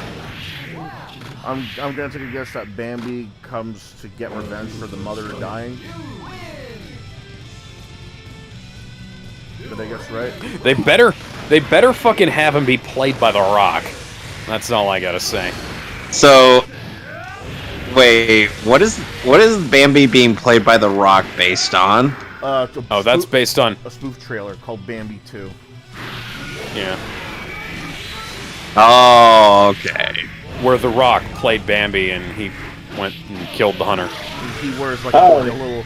He has like makeup on the tip of his nose to look like a deer's nose. He's got like little ears on his head too. Oh my god. It's hilarious. I think I saw that once. Kevin, will you ever try the Good Samaritan run in Majora's Mask? No. Wait, you know what that is? I don't do specific runs, not after the Nuzlocke. But you still did it. It's where you help everybody in a 3-day cycle. I still did it. Yeah, I'd definitely go for 100% Majora's Mask just for the sake of it. If it's 100% run, I'm doing Majora's Mask because I don't do that game without going 100%. If that's what you mean, then yes, I'm doing that. What about the good? Well, what I'm talking about. Well, trying to get it all done in 3-day cycles is the able to do that. That's incredibly difficult, and literally I sometimes impossible. take multiple 3-day cycles just to get a single dungeon done when I play that game, just because I want to. Somebody made a guide. I want to give myself extra time, you know. Well, here's the thing. For Snowhead Temple, you want to get that done day 1. It's possible. So that way you can get the Gilded Sword. Yourself. Yes. Or hell. Because I reset and I rebeat the boss, and then on the first day, and then I go, get it. In other news, Google extends Stadia controller deadline for another year. Good. That's what they deserve for selling that scam to people. You get what you fucking deserve! Basically, they're increasing the deadline when you can keep buying the controllers. With AI, that is not... Here's my thing. Why were people excited about Google Stadia to begin with? Why are people still falling for this? Because they're stupid. They forgot X-Play was a piece of shit. They forgot that fucking OnLive was a thing. Gaming streaming services never work. Never. They're never as good as having the thing next to you. And even if they do work, sometimes there's always a doubt. 2 is a more reliable gaming machine than a fucking Stadia is. And even if they do attempt, even if they do eventually get it right, there's always some sort of caveat with it. Like for example, well, there's the issue of not actually owning your games. There's also the issue of it being constantly online. Alright. There's also the issue of you legitimately not even owning a digital game to your name. Never mind just owning it. There's also the issue of not getting a refund if the service shuts down. Yeah, Google has been incredibly good about this. They refunded people for the hardware and gave people, like Steam keys, I think. For all the games? That's smart. Yes. Yes, for literally all of it. Like... that is so smart.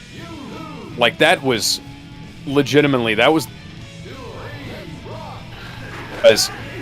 That's... You can't get better than that.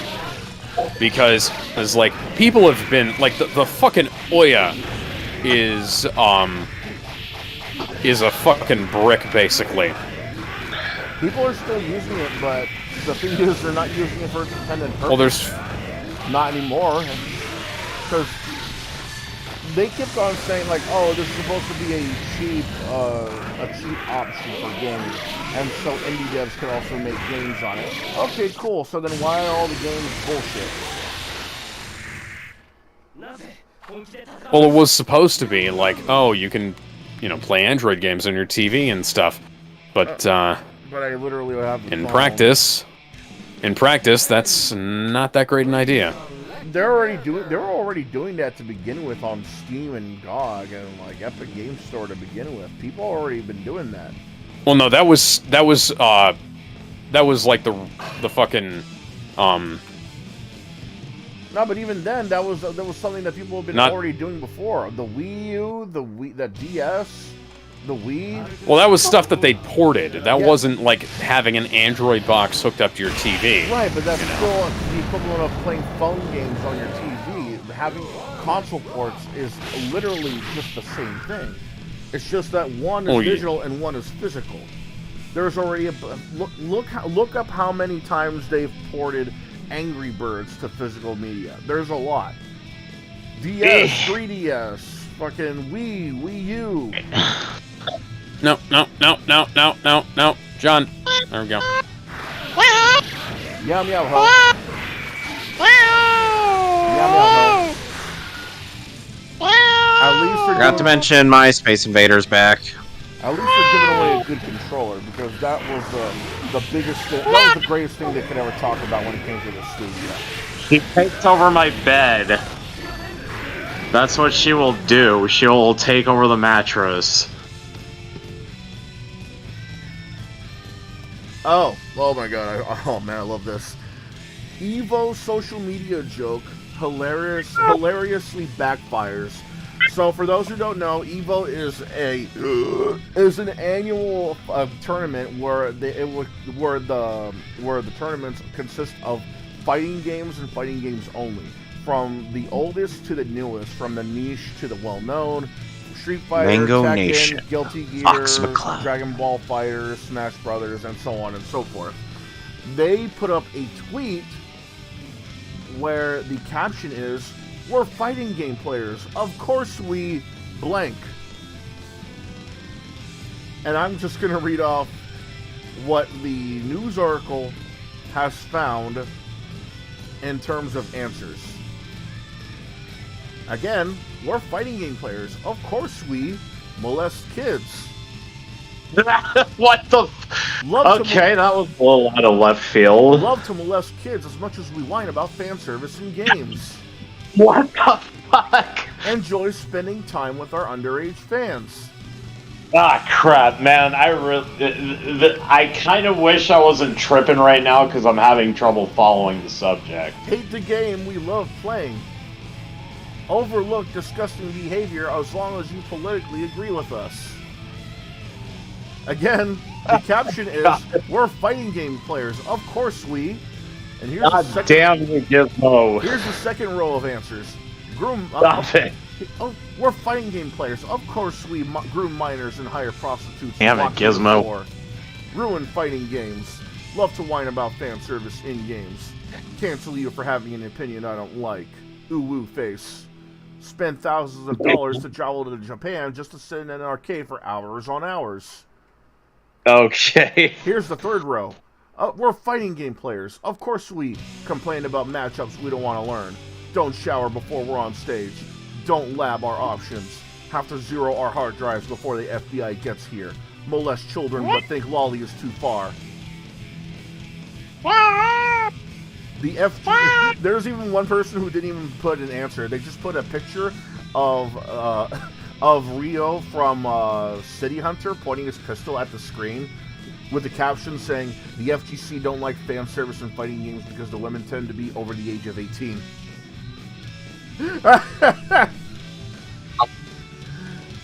If you don't get that, it's because the Evo, the fighting game community tournaments have been found out to harbor a lot of people covering up or committing pedophilic acts, and those are the guys setting up the tournaments. And the Smash Bros. Community was pretty much ground zero for that, yeah. Oh. We're fighting game players. Of course we complain when the game is fun and has fan service like they have for 20 years. Bathe. Send private Discord Dead or alive. Messages. They fucked up Dead or Alive. I'll never forgive the FGC for that. Send private Discord messages to our underage, quote, fans, unquote. Hate the core aspects and identities of the games we play. Our predators. Think we understand game balance more than the experienced game developers. We're fighting game The FGC players. includes Darkside Phil, fun fact. Why is he even still in the... Okay. We're fighting game players. Remember that video Silent Rob did about Darkside Phil? Yeah, he released like an epic rant about him. No, not... Well, he also said the Dark Side Phil hate was starting to get pathetic. I get what he's saying. You can make that argument, but that didn't age well as people think it did, though. We're fighting game players. Of course we don't shower. Complain about nerfs to our character. Complain. Play fighting games. I'd say touch kids, but the joke is so old they're probably not interested in it anymore. Wine. I've actually use deodorant. Smell. Stink. I'll be It was right like, back. yeah, I think we could probably end this now. Oh, but then that one and hit, and that one's fucking right. But yeah, We're like fighting game players. the- Of course we smell, stink, hate the game. You we don't- play, don't bathe. Censor stuff. yeah, okay, so the internet needs to learn. Don't give the some people need to learn to not give the internet an open thing like that. I like how you don't give the internet a picture of you holding a piece of paper or a picture of you with a green background or anything like that, you know? You don't do certain things. People who were part of internet communities should understand this. I fucking hate the Banshee controls. In other news, water wet. And other news, warp to wood. And other news, Ghostwire Tokyo English subs quietly remove all property as theft line. What? Yeah. Game called Ghostwire Tokyo. Yeah, launched, Ghostwire Tokyo. And apparently there were some improperly translated lines. And Oh yeah, where they said all property is theft. Yeah. No, I was just wondering why I died for no reason there. Apparently the line was supposed to be, don't know, who's to say? And then about whether something was stealing, taking something from somewhere was stealing. Yep. I think that was the. And that what was replaced with that was all property is theft. So Okami put that in there. Yeah, that is just fundamentally untrue from a physiological perspective. I wonder if I'll have time to rescue all the stray fairies within a 3 cycle. Oh wow, you suck, dude. I just saw 2 enemies jump off. But you mean the game? What are you do? What is it doing to you, game? What is it doing to you? Oh no, it's not what it's doing to me. It's what it's doing to them. It's what it's The doing game to itself. The game on my end ended up deciding it wanted to fuck with me. Kevin, I am doing the Good Samaritan run of Majora's Mask right now. Have fun. Now let's see, where is that hook shot? There it is. Can I actually rescue all the stray fairies? I don't know if I can do that and help everyone in a 3-day cycle. I sometimes just go for a single stray fairy run on a dungeon where I was like, okay, here's me like clearing out the dungeon. Here's me going for a. Here's me about to hook shot this torch. I hook shotted the torch. I run away from the spider. I sit on the toilet. Speaking of shitter, Starfield player base plummets about 90% in roughly 4 months. Now, I would say it's a single player game. It's, it's gonna do stuff like that, but this is a wide-branching Bethesda RPG that people tend to keep playing and keep modding and things like that. Starfield ain't that great. It's to the point where even the modders said, fuck this is too boring, and left.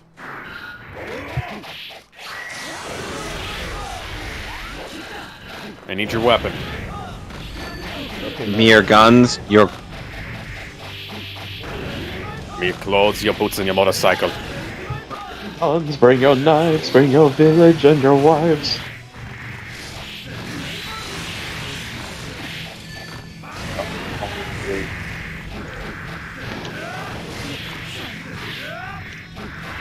Anyway, we were briefly talking about Tom Wilkinson's passing. Yes, rest in peace, Tom Wilkinson. Actor these days probably best known for his appearance in Batman Begins, but he's been in a bunch of other stuff. Yes. I thought he was 80 when he passed away. His filmography right here.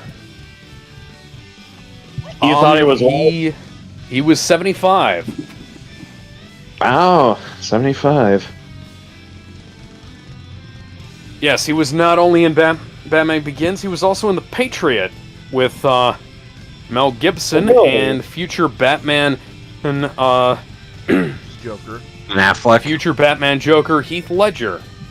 Yeah.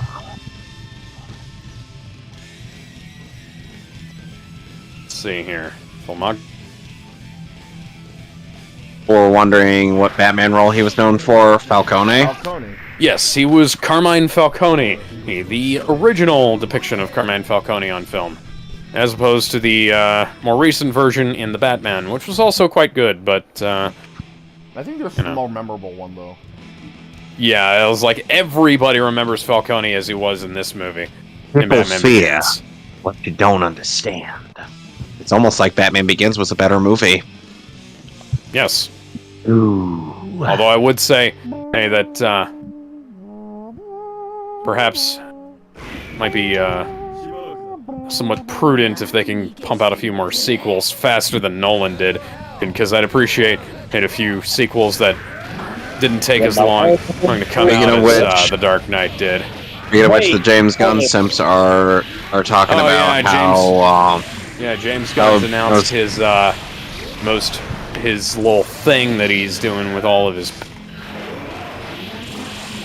the people that couldn't really make good movies these days. Yeah. Imagine all the people. Let me actually pull up his writer's room here. They're consisted of a bunch of people who keep making L after L. Okay, where's my Meanwhile, people like Mega Fan here, or will cite Rotten Tomatoes till the cows come home. Yeah, let me pull up this. I'm saying like, oh, because Rebel Moon has a 23% and a critical review from Rotten Tomatoes, that makes it bad. #1 movie in the world. Oh shit! Like the Suicide Squad, Peacemaker, and Guardians of the Galaxy Holiday Special. Yeah, making better money than fucking Aquaman 2, because Aquaman 2 had a $200 million. Wasn't there a movie that made more money than Aquaman 2 recently? Fucking Blizzard. Yes, I believe. Well, yeah, it probably wouldn't be that difficult. Hang on, let me... I do apologize for... Scrolling down here. For the fact that... for the fact that we're seeing this cutscene again, and I can't skip it. Who are... This picture... It's all over the fucking stage here. Okay. So, James Gunn, on Instagram, I believe, released a photo of the DCU's architects, including Jeremy Slater, Christina Hodson, Crystal Henry, Tom King, Peter Safran, Christina Hodson. Goddard. Christina Hodson ended up writing Birds of Prey. Like that movie was any good. Among other things, that movie sucked. Tom fucking King. Let's fight somewhere empty. Okay. That alone disqualifies this writer's room from being anything remotely good. And yet people will still say Zack Snyder or by him, they're still better than Zack Snyder by himself, even though Zack Snyder by himself could make a lot of things that are better than most of these people. Yeah, I was gonna say, and like Zack Snyder has written better films in his sleep than Tom King has written comics in his entire life. And I know that's not saying much. Yeah, nothing. And it's just like, hey, Gizmo.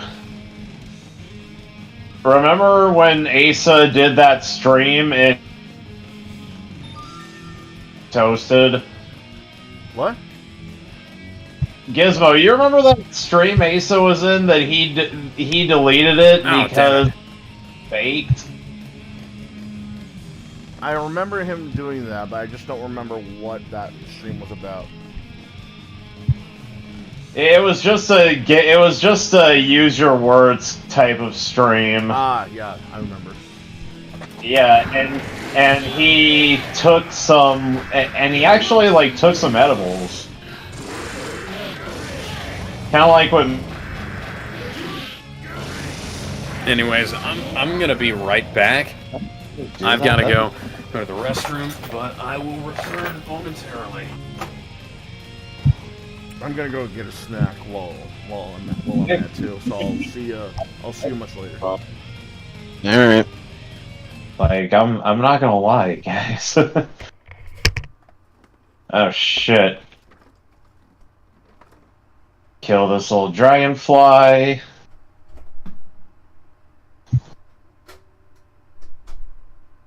Out of magic meters, I need magic meters.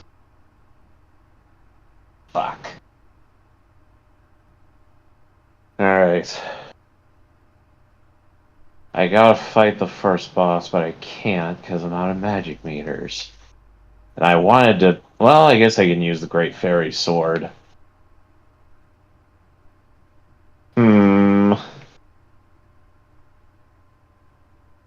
I wonder if I can use my hook shot.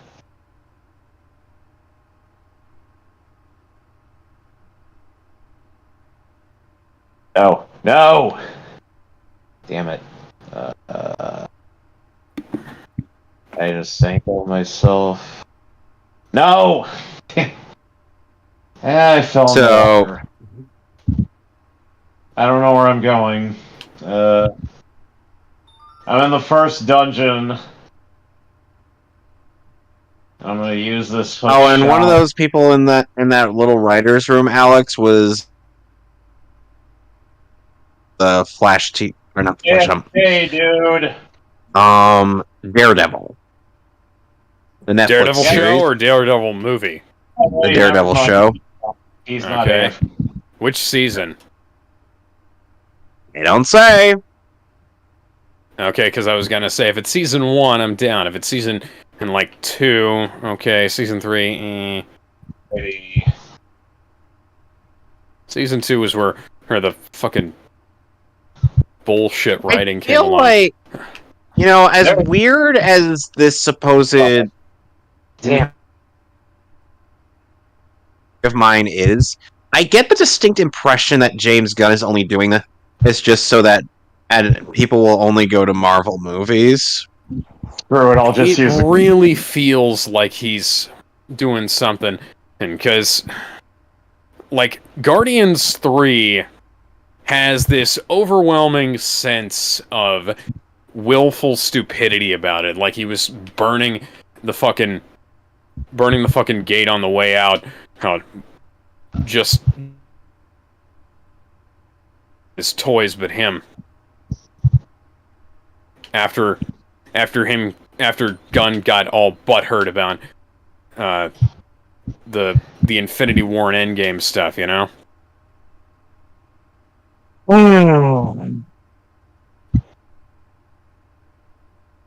Warner Brothers really wanted to pin all of their stupidity on Zack Snyder. Yeah, well, they keep coming out with what time something bad happens is that they blame somebody for it, and that person acts as a scapegoat. At one point it was Tim Burton, at another point it was Tim Burton? Yeah, at one point it was Tim Burton, at another point it was Joel Schumacher, and Joel Schumacher holds a certain level of responsibility. Schumacher took responsibility because he didn't even want to make Batman and Robin, and nor did he want to make Batman Forever. He outright said, like, yeah, wanted to do Batman Year One. Yeah, more specifically, he didn't want to do Batman and Forever the way Batman Forever happened. I don't even think he was responsible for the bat nipples in the first place. No, there was a thing about the film where he had it. There's essentially they didn't change stuff with reshoots as much as they changed a bunch of stuff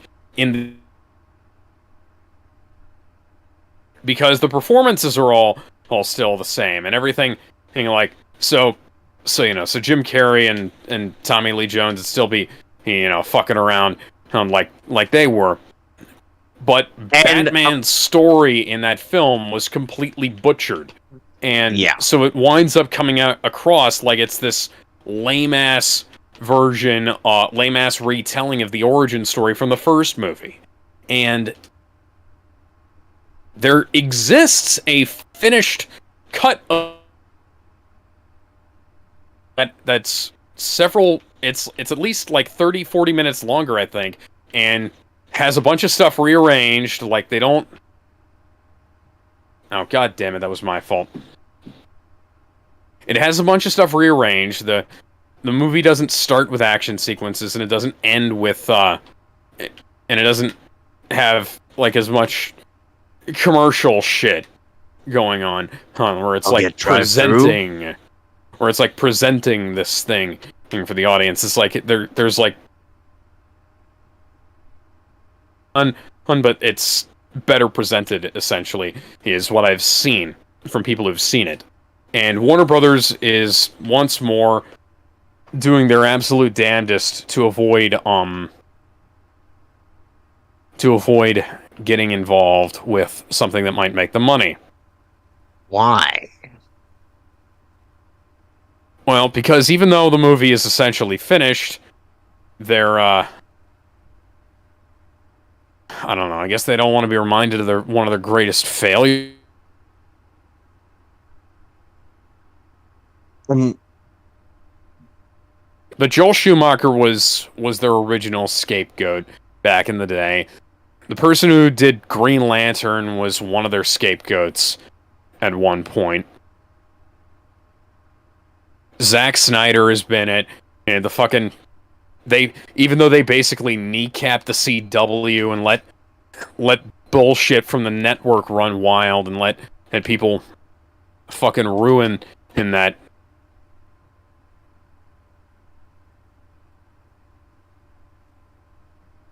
You know, they basically... They took the Arrowverse and turned it into something embarrassing. Yeah. Frankly.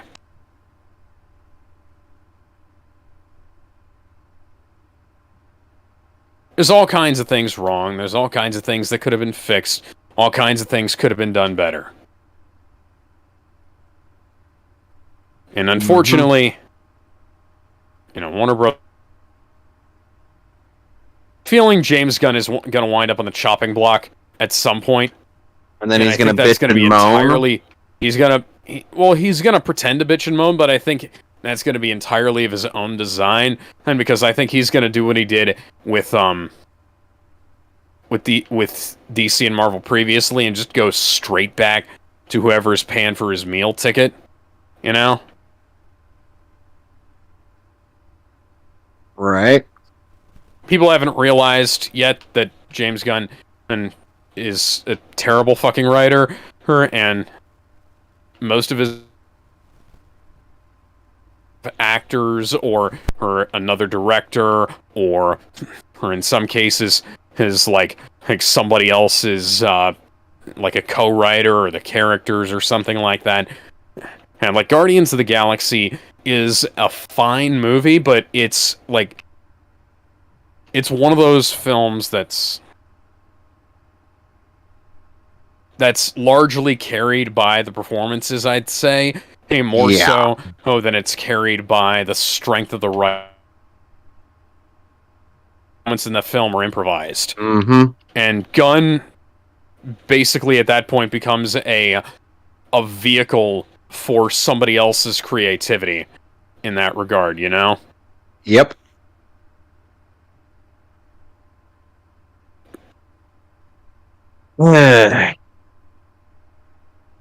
But people will not realize more that. Creative control on the other films, and stuff starts getting worse. You get...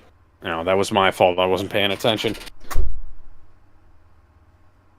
Stuff starts getting worse, so you get Guardians of the Galaxy Volume 2, which I think is better than Guardians 1 in some ways, but it also has some really weird stuff in it. And James Gunn... I'm back. Yeah, and... By the end of Guardians 3... clearly demonstrates that he doesn't actually know the characters as well as he says, even though he's allegedly he created some of them.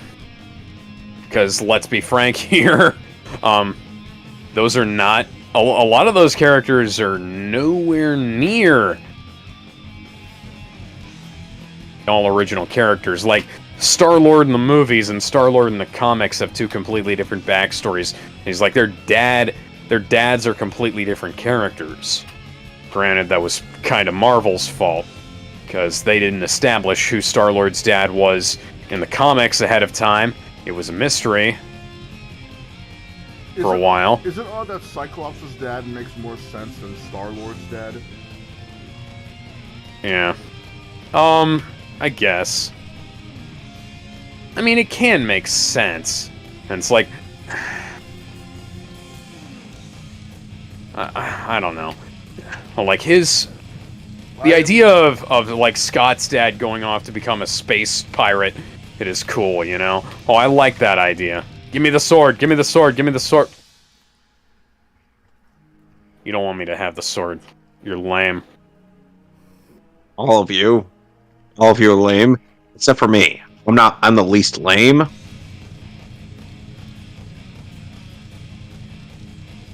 Okay, Miz.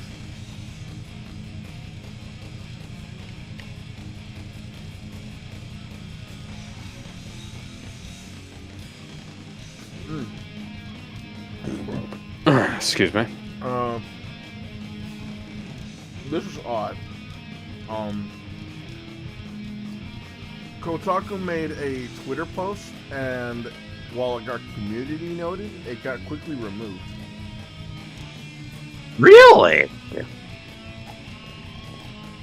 Yeah. Okay, so for context, the Twitter post said, 6 years ago, the most stylish RPG ever revived a dying genre. That was December 24th of last year. And the community note said, JRPGs have never been a dying genre. In fact, Pokemon is considered a JRPG and is still a success in matter of sales. From the critical point of view, Nier Automata and Dragon Quest XI also were released that year. And then, for some reason, it got removed. No reason has been provided yet.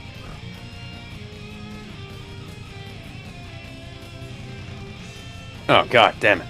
Is there anyone to even guess what happened? What happened? No. It might have gotten voted as not helpful or something. How? Like, you can vote on whether community notes are helpful, and then that upgrades or downgrades their score. Oh, I don't know how, but like, how would anyone see that as... Get not shown sometimes, so. I know how, but like, I don't know how anyone can see that as not helpful. I mean, if they're not exactly being honest, they could have, vote bot it or just about anything. Kotaku is saying that the most stylish RPG revived the dying genre, And what exactly is classified as the most stylish RPG? Persona 5. Oh. That's why I'm wondering what what part of that community note was not helpful. JRPGs have been around for years, they're still being made, and they're still being bought. So what part of that was wrong exactly? Knows. Even the article doesn't know why the community note was removed, but there were some replies saying how like they got wrecked. Ah, shit, here we go again. You did not just call JRPGs a dying genre. Dying genre. Me when I never play turn-based games beside Persona 5. Hey Kotaku. Hey, Kotaku's wrong again about JRPGs and acting like Persona 5 was like when Jesus came down and saved them. Side note, I love P5R. It's one of my favorite of the genre and one of my favorite games outright. I'm just done with non-JRPG fans gassing it up so much. And then there's like a picture of a character at the bottom of that saying, just kill me and be done with it. Meanwhile, this one released the same year, sold higher, and have been carrying the genre in Japan for decades. Shows a screenshot of Dragon Quest IX. dying genre, quote unquote, and it shows Stanley from The Office rolling his eyes. Yeah, you can see why this is confusing, because Kotaku, being Kotaku, played the RE target card. Because they still are. They got community noted, and then for some reason that community note is gone. Was anything in that community note even wrong, though? No. No. So, yeah, so then why was it removed? You know, I'm still confused. I already said why it was removed. Somebody, they voted. They voted about it, and they. No, but I get that part. I get that. No, everyone knows that that's a thing that can happen. But what part of that would be seen as unhelpful, what part of that seems inaccurate? Well, it's an automated system, so it's not exactly difficult to abuse it. Yeah. But who's gonna be on Kotaku's side here? Dude. You fucking kidding me? There was this whole do you remember Gamergate? I know Gamergate, but what I'm saying is that this is outright too stupid to say for even the most hardcore of Kotaku shills to even be on their side for. This is the equivalent of saying the sun is not hot, and then the community says, oh no, but actually it is hot because of these scientific reasons, and then it gets removed. Who the hell's going to be on their side at that point? But nothing. I know there's going to be stupid asses that are going to be on their side. This is a hypothetical question of why would anyone with reasonable anything be on that person's side and say that that community note is inaccurate or unhelpful for any reason.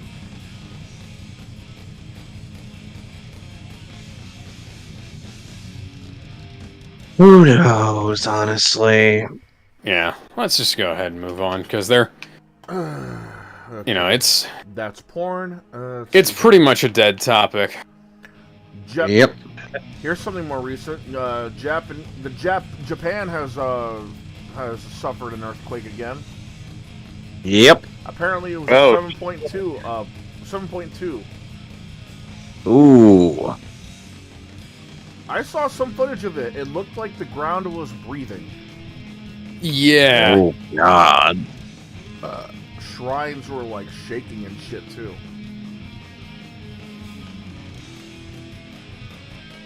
Anyone that's Japan that comes across this because they were on a very drunk bender and decided to look up guys with no views, I like to say I hope you guys are safe. Yeah, we hope people out there are safe.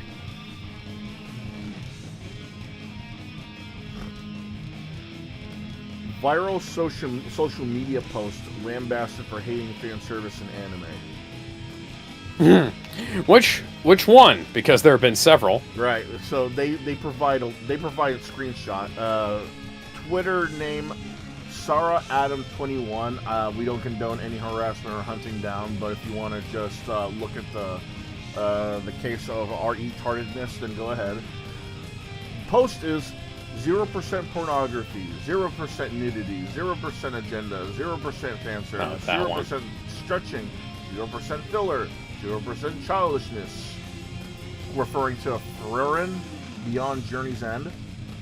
And then goes to Vinland Saga, 100% story, 100% plot, 100% soundtrack, 100% dialogue, 100% animation, 100% peak characters, 100% emotional, 100% animated year, 100% everything that is great, fun, and useful. You literally cannot post anyone without Twitter users being miserable, good God. Context? Let me just read this. A viral social media post was once again criticized for taking offense to shows that contain fan service, though that's the two anime I mentioned.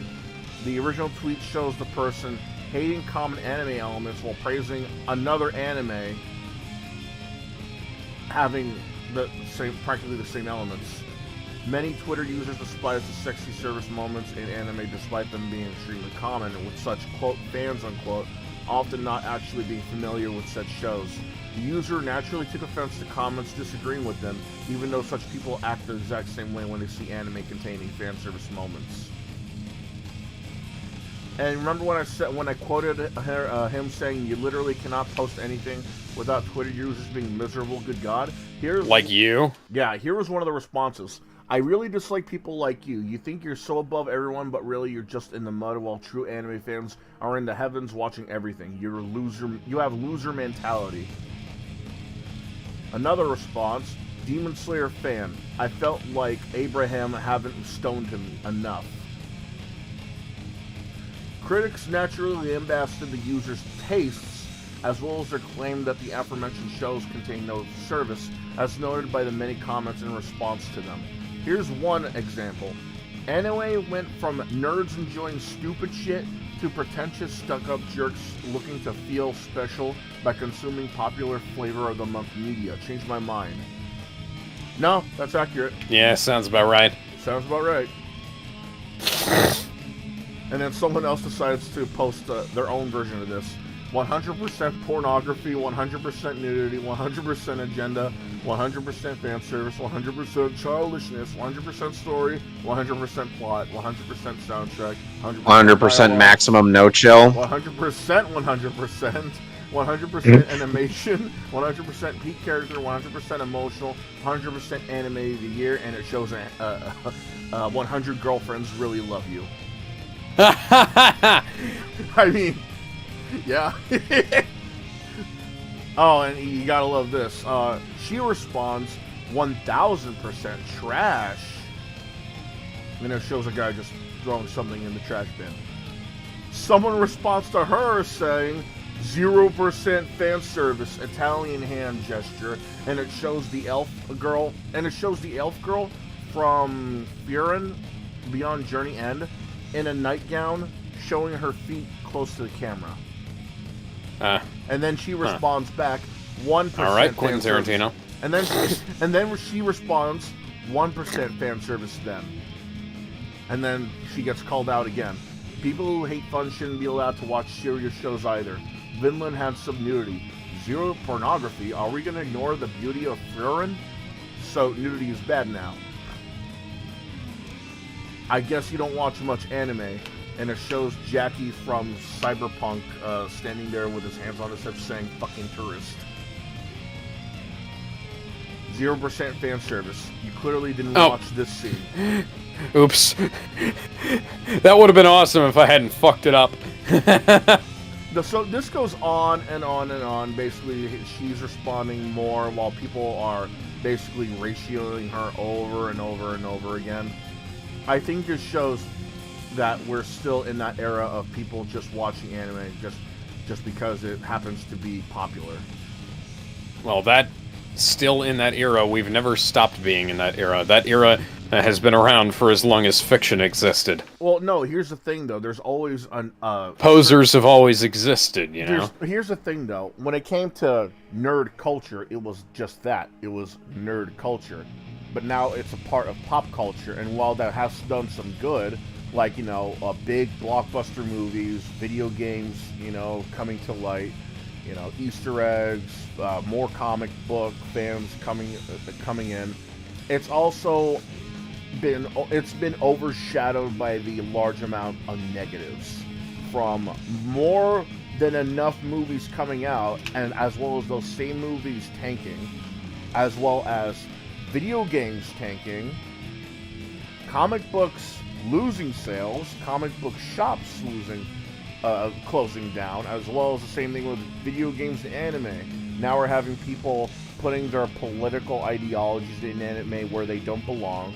We're seeing people cut content from video games when they shouldn't really be doing that. We're still in that era where, because it happens to be popular to some extent, that means I can have it. And that means I can say that you should do this with your media, even though it's not your place. It's that Dungeons and Dragons shit. Oh, but why can't we have people in wheelchairs in Dungeons and Dragons? Because they have... There's a healing spell. Yeah, there's a healing spell. Why the fuck would they be there? Oh, but why are the orcs like black people? You're saying that They're, orcs are what? like black people? Because they're being ostracized, and you're saying that black people are animals. Orcs are animals, black people are not. There's a difference. You see where I'm getting at? It's like people... Yeah. I would rather have my nerdy niche than have it be this popular and have it be run to the ground, because people don't like the fact that a sexy buff girl that's gothic and has a boyfriend and a... Yeah, we're talking about the Parasite Eve protagonist, yeah, if I'm not mistaken. Eve, yeah, remember that Parasite Eve shit? They calling her a lesbian. It was like, hey, you're saying that she's not a lesbian? Yeah, because she's not. You play Blue jeans and a black leather jacket in the 90s. It's the same fucking shit. It is a girl wearing blue jeans and a black leather jacket in the 90s. That was as common as that was just as common as a guy wearing a bony tail. Well, this is the same argument they had about. I was like, oh, Superboy is like femme-coded or some shit because he like wore a leather jacket, had a weird fucking haircut, and listened to grunge music. And it's like, okay, so welcome to the world as it was back in the day. You know, if it wasn't for the fact that your birth certificate says you're a certain age, I wouldn't believe you actually lived through this era, you know?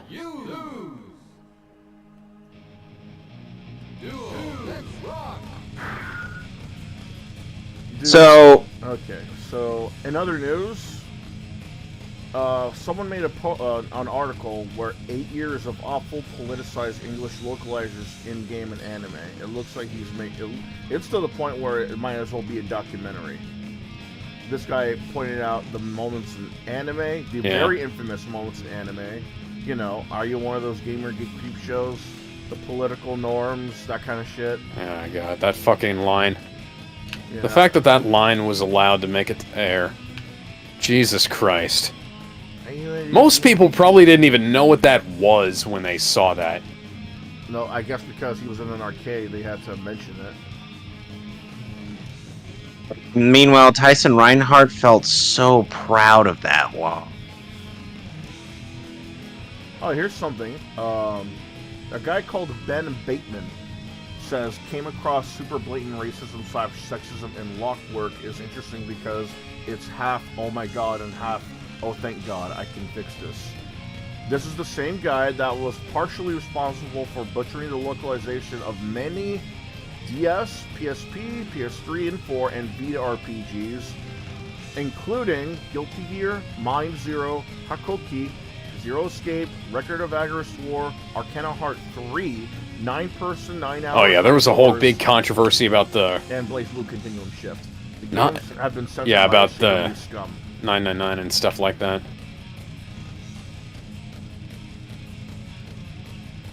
Here's another one. Translating the Japanese usage of the word lolicon into English is normally relatively straightforward.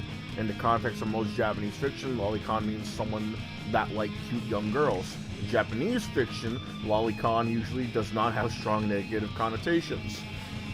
While the term originates from Nabokov's Lolita, i.e. Lolita complex, the gravity of the concept substantially weakened in the context of Japanese fiction and the fandom that revolves around it.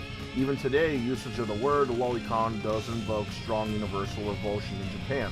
Pedophile and lolicon are not words that are mutually interchangeable. If the original text used the word lolicon without strong negative connotations, excuse me, then this translation should strive to maintain the same nuance.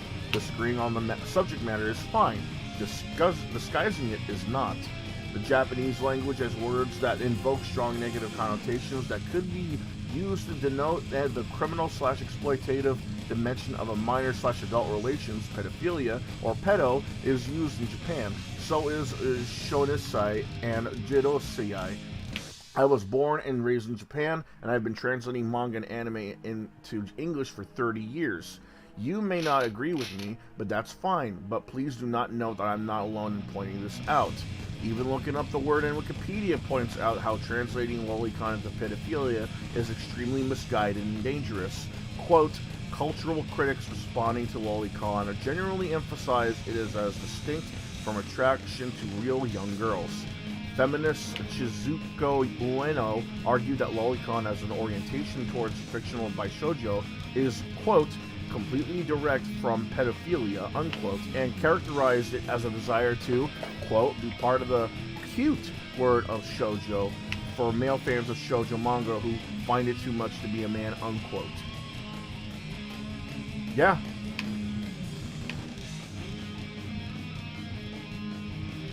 Yeah, this goes okay, on then. and on and on, showing more examples of censorship, line changes, line deletions, stuff like Nagatoro, Persona, some RPGs that I don't know about.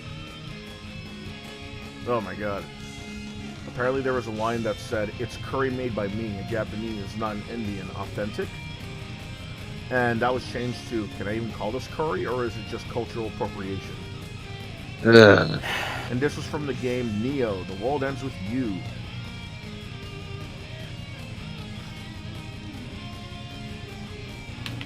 Let's move on to something even worse, though, than censorship.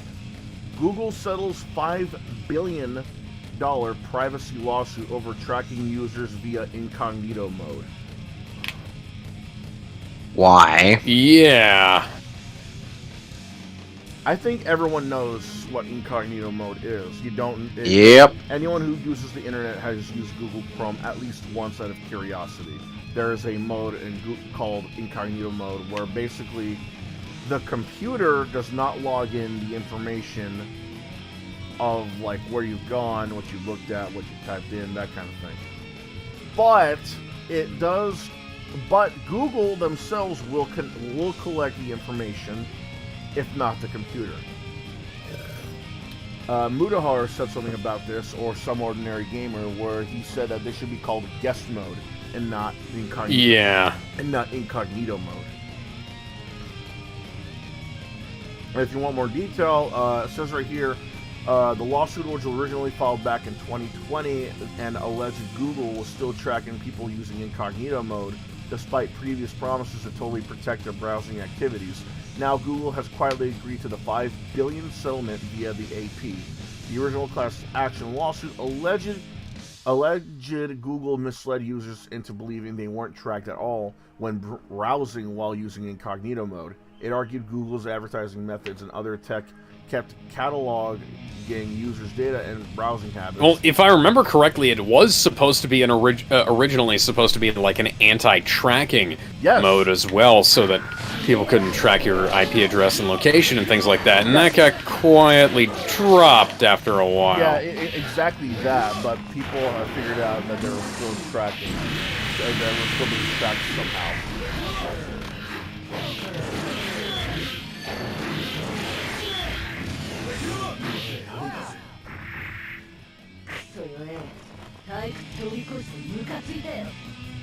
Here's the thing, though. It's not just Google Chrome that's doing that. Apparently, from what I heard, Microsoft Edge, Mozilla Fox, and as recently as Opera GX has been guilty of doing the same shit, but even more. Yeah, Opera GX is a fucking nightmare software. China. Edge is Chrome, but with Microsoft branding. Yep. Remember when it was called Internet Explorer? I think that made more sense than Microsoft Edge. Oh, I remember when it was supposed to be called Spartan, and that was a cooler name. Cooler name, but it made less sense. Well, people complained about the Halo branding infecting the operating system with Windows 10, because they had Cortana as the digital assistant. I still don't get why they need to do that Cortana to begin with. Because she's iconic and sexy, and people wanted to evoke her, the Joaquin Phoenix film, something like that. I don't know.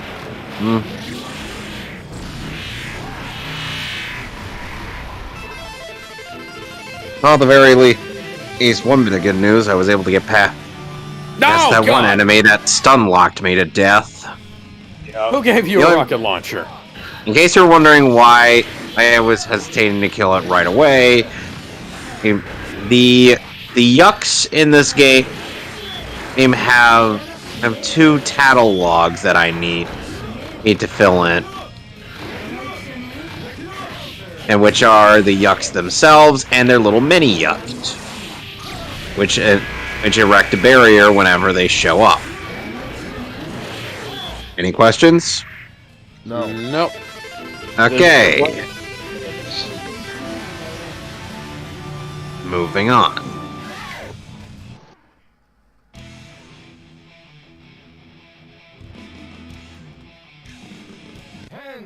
You know, based on the music in this fortress, I wonder if the X-Nauts frequently have dance parties behind. Oh god, I thought I killed...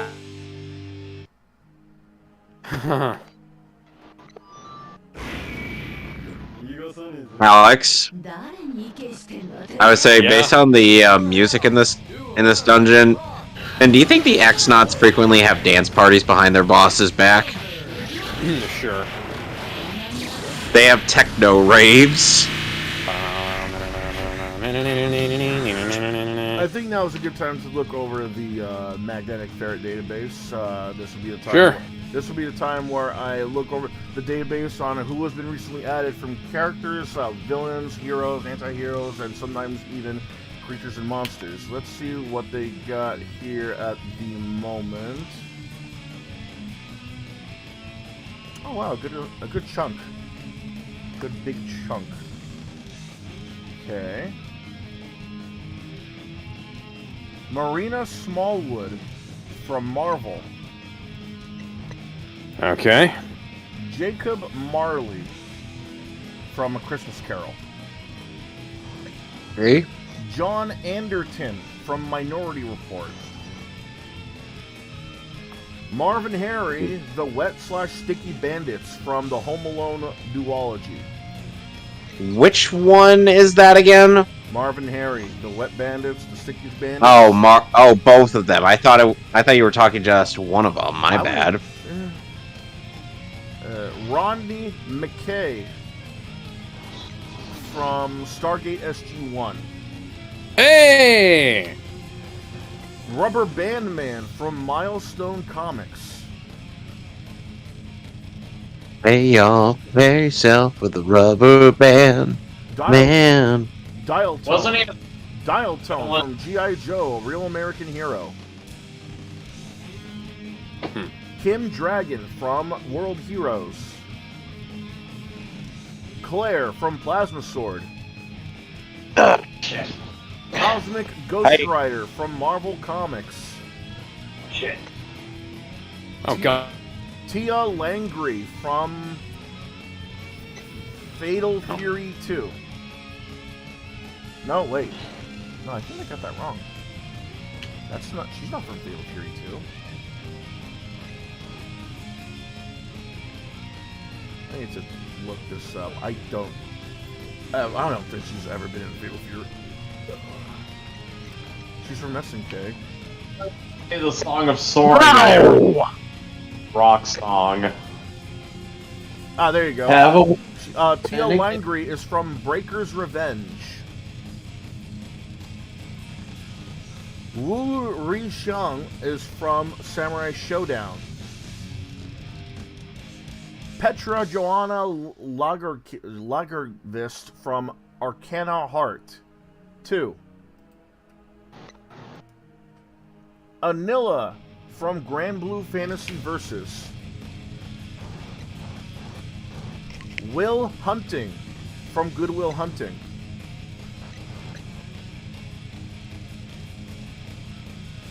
Kahori from Marvel. Sun Wukong from American Born Chinese. Nicole Watterson from The Amazing World of Gumball. That character that everybody's fetishizing for some reason. I'd rather be her than the Sun. Escapade from Marvel. Rainmaker from, well, originally Wildstorm Comics, but now officially DC Comics because DC bought Wildstorm. And they're not doing shit with Wildstorm! Fuck you! DC doesn't do shit with anybody anymore. Shredder Elite clones from Teenage Mutant Ninja Turtles. Shredder Elite clones? Yep. Low Light from G.I. Joe, the Real American Hero. Chemo from DC Comics. And lastly, Atlas Destroyer from Pacific Rim, the Black. Blick!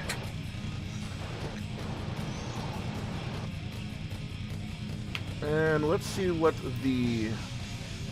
how the draft battles are going. We got... Okay. Let's see here. We got... What the hell? Who the hell? Jem Hadar versus the Orcs in a wrestling ring. We'll take the booze and place them back the fucking Jem Hadar. And I say bounce the graviton particle beam off the main deflector dish. You are cultured if you know what that's from. Sadly, I do. Hey! Because guess what? Brain Scratch sometimes used to recite that when they were playing Batman Arkham Asylum. Ah, yes, Aren't but those yeah, that is a song by great musician Aurelio Voltaire. Aren't the Jem Hadar... And yes, that is his real name. Aren't the Jem Hadar guys from Star Trek? Sleeping, should I? Do Yes. you think they would stand a chance against Orcs in a wrestling ring? I want to believe so, yes. Okay. Trevor Belmont versus Yakko Warner. The hunter has begun destroying the forest habitat. Can our animal chase the hunter out before it's too late? Basically, can Yakko Warner chase Trevor Belmont out? You know, the worst part is, because of Yakko Warner's Toon Force powers, he easily could do that. But can he chase him out? Yes. Remember, chase him out. Not make him go out. Not make him go out. He can chase him out. Now, like, Trevor will want to leave just based on the fact that he's annoyed by him. I've seen Animaniacs. I know what I'm talking about. No one else? Fair. Oh, here's a no-brainer. Lizard versus Kraven the Hunter. Can the anthropomorphic animal convince the hunter they are not in season? Yeah, Kraven wins. Yeah, please. Kraven's not gonna lose to the lizard. Like, look, I could make a very convincing argument as to why Kraven would lose to Beast Boy, but here's the thing. Beast Boy is different. And he's not, Dr. Kirk Connors. You know what I mean? Yeah. Like, sure, Kraven has fought against all manners of animals, but Beast Boy has been animals that Kraven has never gone up against before. And his own human ingenuity can also compensate as well, since he doesn't have that whole Dr. Jekyll, Mr. Hyde thing that the lizard goes through every so often. Yeah. So, aside from maybe that Werebeast form, which that might be a bit of a stretch, Edgar would definitely take down Kraven the Hunter.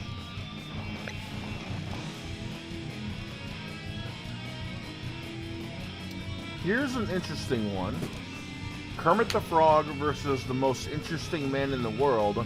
They have to convince that Silent Hill, the most nightmarish-filled place in history. Okay. Kermit the Frog versus the most interesting man in the world. They both have to compete on who is most likely to convince people that Silent Hill, the most nightmare-fueled location in video game history, is the best vacation spot.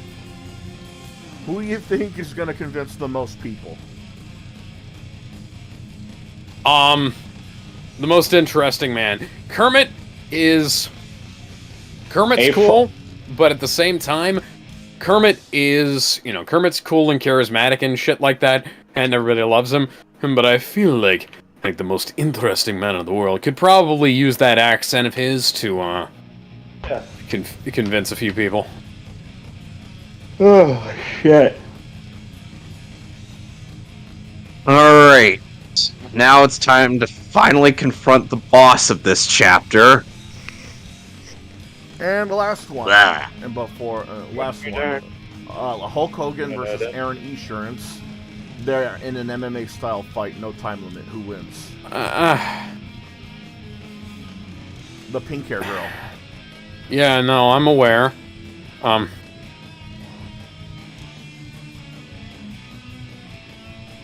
I love the fact you're actually thinking about this. What? She's got some Toon Force shit, doesn't she? No, she's a spy.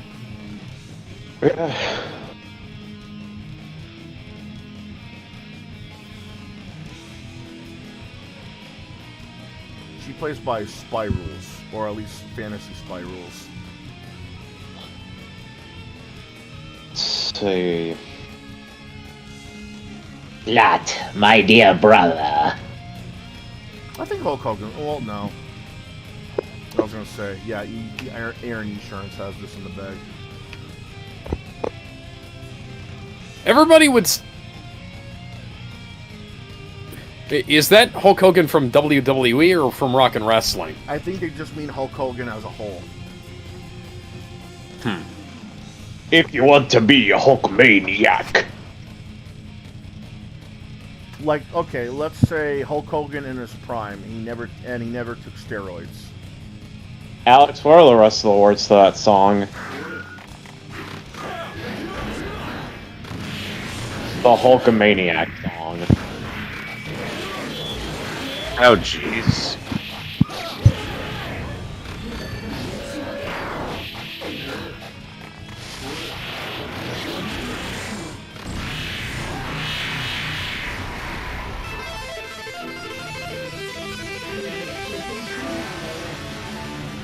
Got my bunny hood.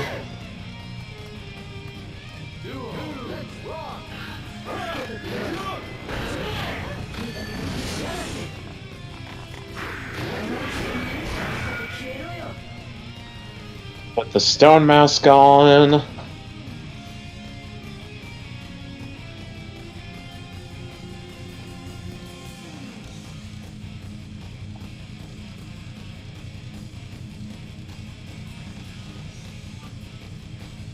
Dun, dun, dun, dun.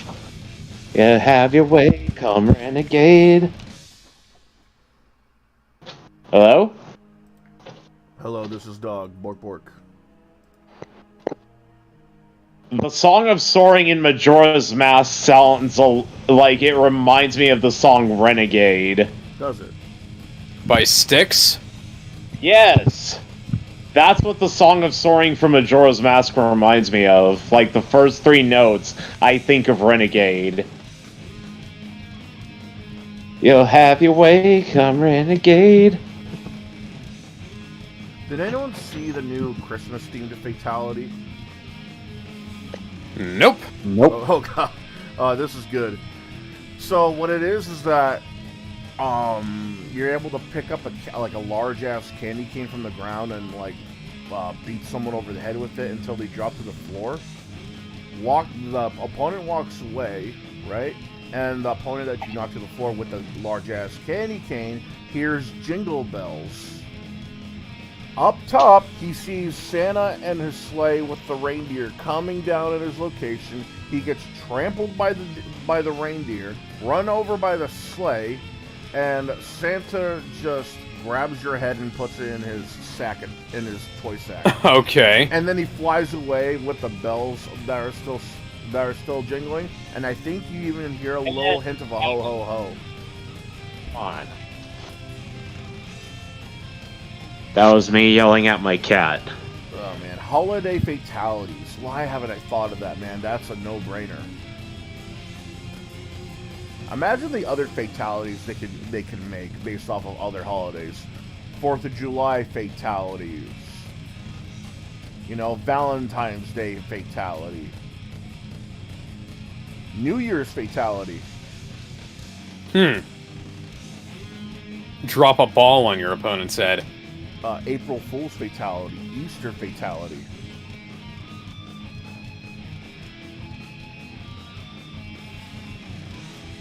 Got the stone mask. Hanukkah fatality. And there goes Magnus von Grapple 2.0. I was gonna say. Bye, Crump. I was gonna say Hanukkah fatality, but we already had those.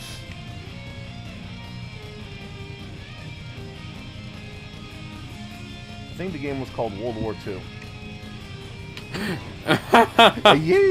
Oh my God, man! Come on.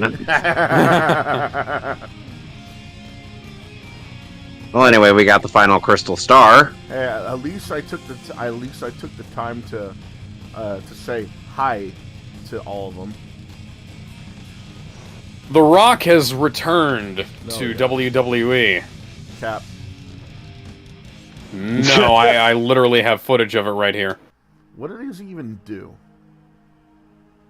The Rock pops his pecs and he pops his pecs, says his catchphrase, and then walks off the stage. That's what he does.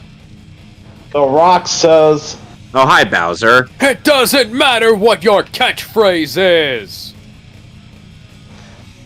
See. Okay, so Alex, would you care to tell Gizmo the idea I ended up thinking up while I was at work today? Highlander, but with Leonardo from the Ninja Turtles, and Shredder, also from the Ninja Turtles, taking the places of Connor and the Kurgan. And the Kurgan, respectively. I didn't show up for yesterday's stream because my girlfriend was there. We were watching. How does that sound, Gizmo? What? Basically, the story of Highlander, but have it take place in essentially 17th century Japan, and with Leonardo as opposed to Connor McLeod, and Shredder as opposed to the Kurgan.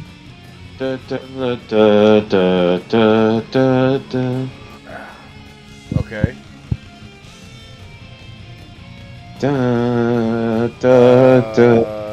Sure. I think that could work. Ow. Let's just say, hey, while I was working and somewhat bored, I ended up thinking a line. I'm gonna probably be, since Alex seems convinced that it might work, I'm probably gonna end up brainstorming a bit more as I go on. Shit. We don't sell that. There we go. I got a friendly hate debate topic. Out of the main six, who do you think you would hate the most as a neighbor?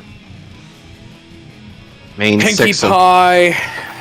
Okay, so the main six is they're the six main characters. It's a pun. It's a play on words. It's the six main characters of My Little Pony: Friendship is Magic, being Twilight Sparkle, Pinkie Pie, Applejack, Rarity, Rainbow Dash, and Fluttershy. And I have a feeling that Pinkie Pie would be the most loud and obnoxious of the bunch. Yeah. Just gonna run up and down the street and go to the gym and stuff like that. Fluttershy is gonna be an absolute peach. Twilight is gonna have weird experiments and explosions happening from her place every now and again, but at least she's not staying up till 5 in the morning and blasting and fucking techno and party music at me like Pinkie Pie will. Pinkie Pie would also break the fourth wall.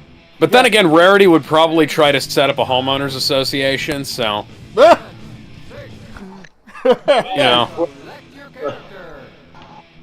Kevin, I am fighting the Twin Mold boss. Do you have any jokes? Really? No. Pinkie Pie, though. I'm using the Giant's mask, by the way. I'm surprised you said Pinkie Pie. I thought you would say something like Applejack or something.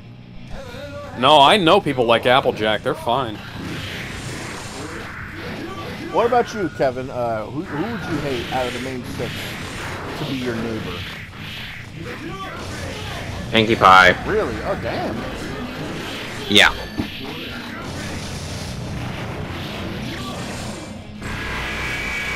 Although you're probably not as familiar with them as we are. I watched the entire series up until the very end. I thought people would actually like Pinkie Pie. Oh no, well, here's the thing. Bad choice of words. I would think that people would love to have someone like Pinkie Pie as their neighbor. Guys, somebody posted on Twitter the entire Dragon Ball Super Tournament of Power from beginning to end. Okay, that's something. I'm just like, why would you? How do you even post a 2-hour-long video? They played for Zitter Blue. Magic. You believe in magic? We're asking you a question, Dick. Do you believe in magic or not? Yes or no? Magic. When does the tell me when the magic begins? If there isn't any magic, I'm just gonna be sad, like Samurai Jack in that one episode. Hey, how did he? Mason, what about you? Would you hate any pony as your? Would you hate? No pun intended. Would you hate any pony as your neighbor, or is there one that sticks out in your mind?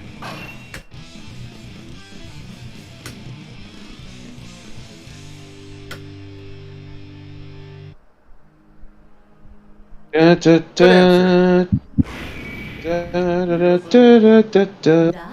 Sonic leave? Yeah, he left. Oh, yeah. While I was working on a data set,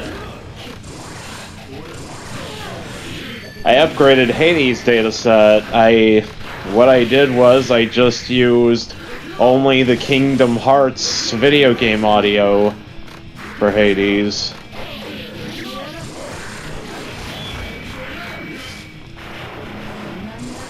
Quality over quantity when it comes to RVC.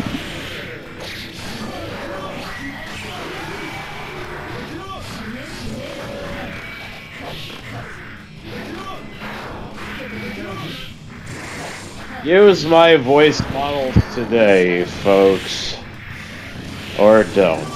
I don't know. Okay. Here's something that's a little more interesting. How about what about one of the main princesses of MLP? Would you hate as a neighbor? Don't know any of them. Can't give an answer. Celestial, Luna, Cadence, and Twilight. There's 4 seasons of My Little Pony, so I can't really give an answer either. Celestial, Luna, Cadence, and Twilight. I don't know anything about them, so I can't answer. Okay, how about I think I'd most like to have Twilight, right, or Luna. I'm guessing you don't That's want... just me. I'm guessing you wouldn't want Cadence to come over and always gush about her little baby. Yeah. Also, Luna seems like she's a lot of fun. Because she has that she gets like kind of playful with the Nightmare Moon personality. Yeah, so I think there is also bullshit. There is also that fandom persona that Luna has as a gamer. Oh, I didn't know that. Yeah, apparently there's a thing.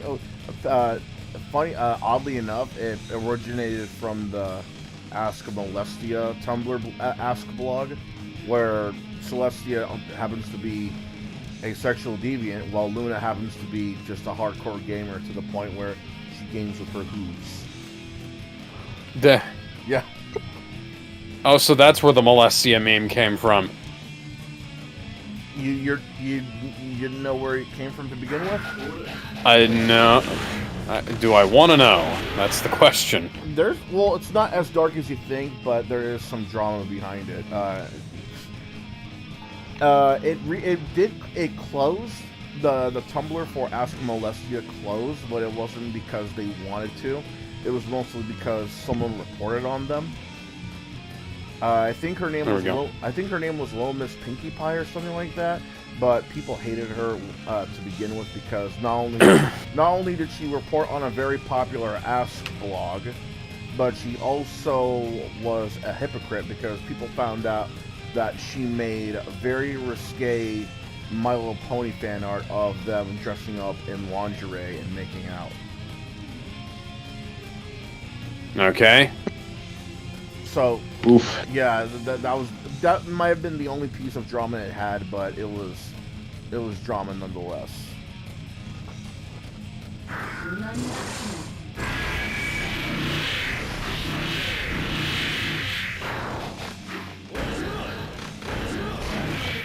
There was other fandom stuff like Dr. Hooves, you know that's supposed to reference. I remember Dr. Hooves. It's still a thing. I remember. Yeah, Dr. Hooves and Rose. Let's see. There's Pregnant Scootaloo. Basically, Scootaloo was a teenager. She gets pregnant and then it became this whole thing called Pregnant Scootaloo. And then when they decided to give birth, it was called her Motherly Scootaloo.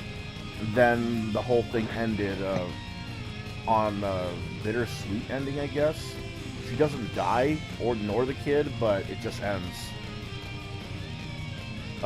There's Green Apple Bloom. There's okay, you know, Green Lantern Apple Bloom. Fucking. Green Lantern Apple Bloom. I thought you said Green Apple Bloom. Yeah, and I was that was a slip of the tongue. Fuck? I don't know where that came from, but yeah, Green Lantern Apple. Okay, Bloom. I'm interested in that now. It's literally it's another Ask blog. The initials for GL are put on front of Apple Bloom, so you could literally just read it as Glapple Bloom if you wanted to. Like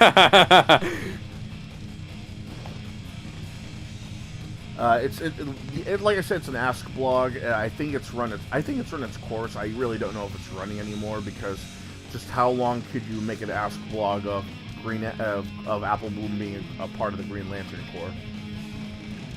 Yeah, that seems like a gimmick that would run short, not too. And this guy was not too slowly. This guy was also a wrestling fan and a DC Comics fan. Apparently, when Apple Bloom got the Green Lantern ring, it takes place the same time as Batman Begins does. Okay. Which is kind of odd, but I thought that was actually pretty charming.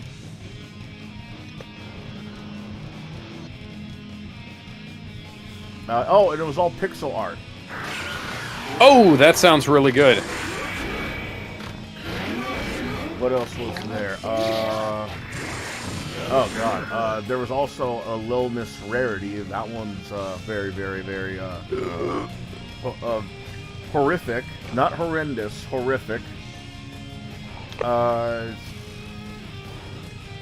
Like Rarity just turns evil out of nowhere because of some evil entity that infected her cat, which then scratches Rarity, and then the evil entity leaks out and a little bit gets inside of her, and then she gets her main 6 friends involved.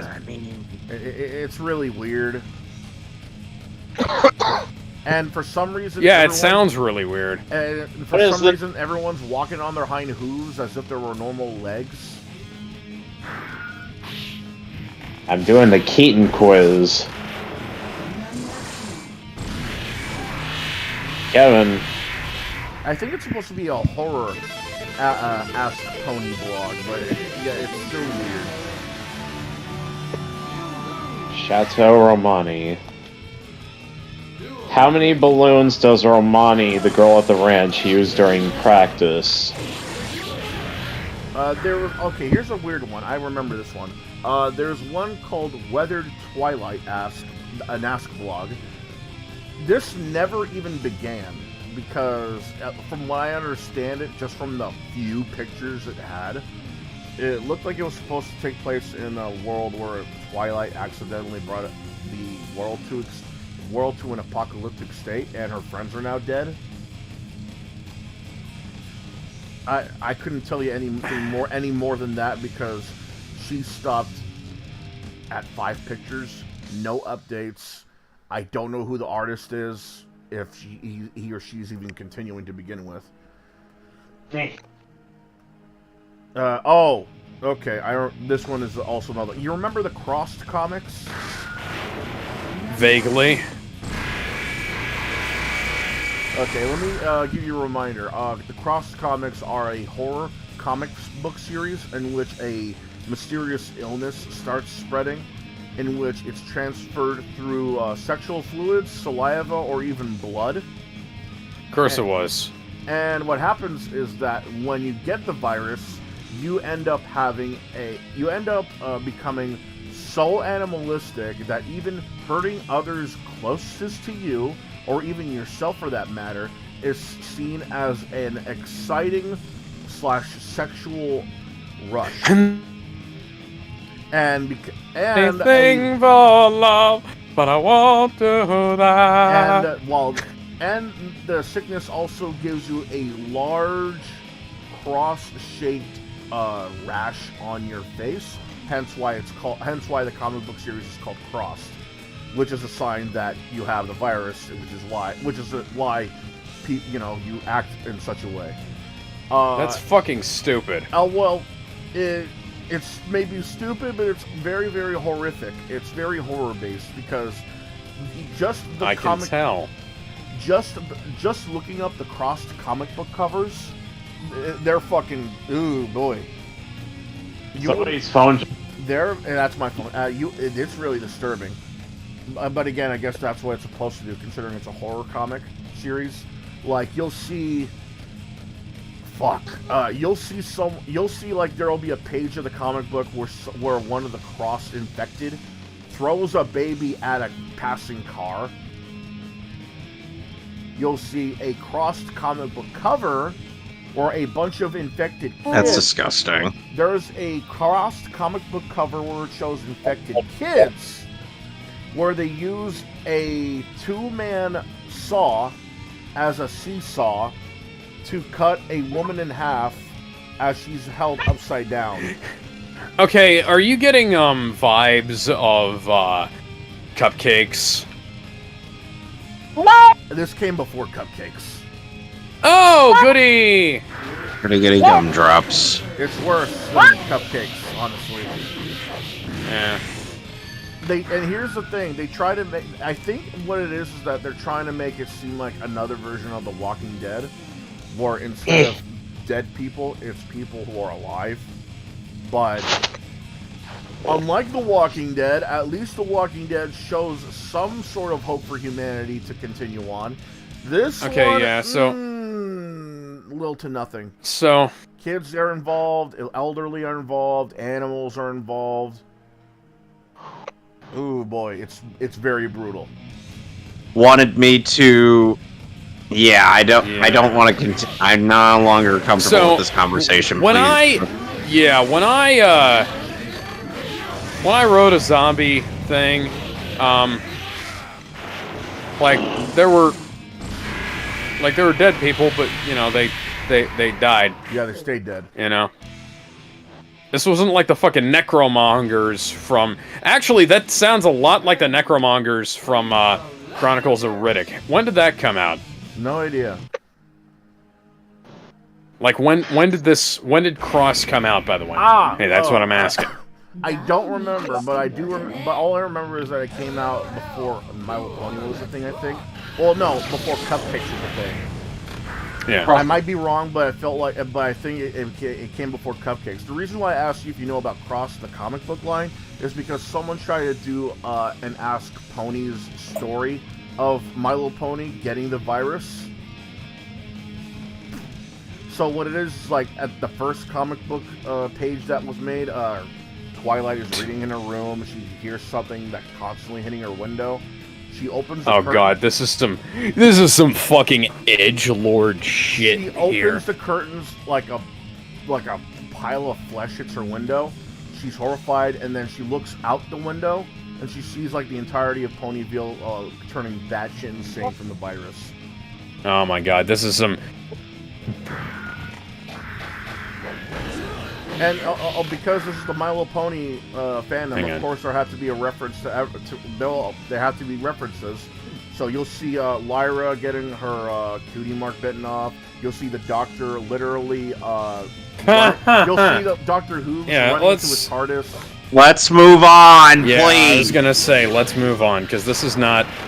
This is. I don't need this crashed. I don't need this being described to me in such detail. Oh! Okay.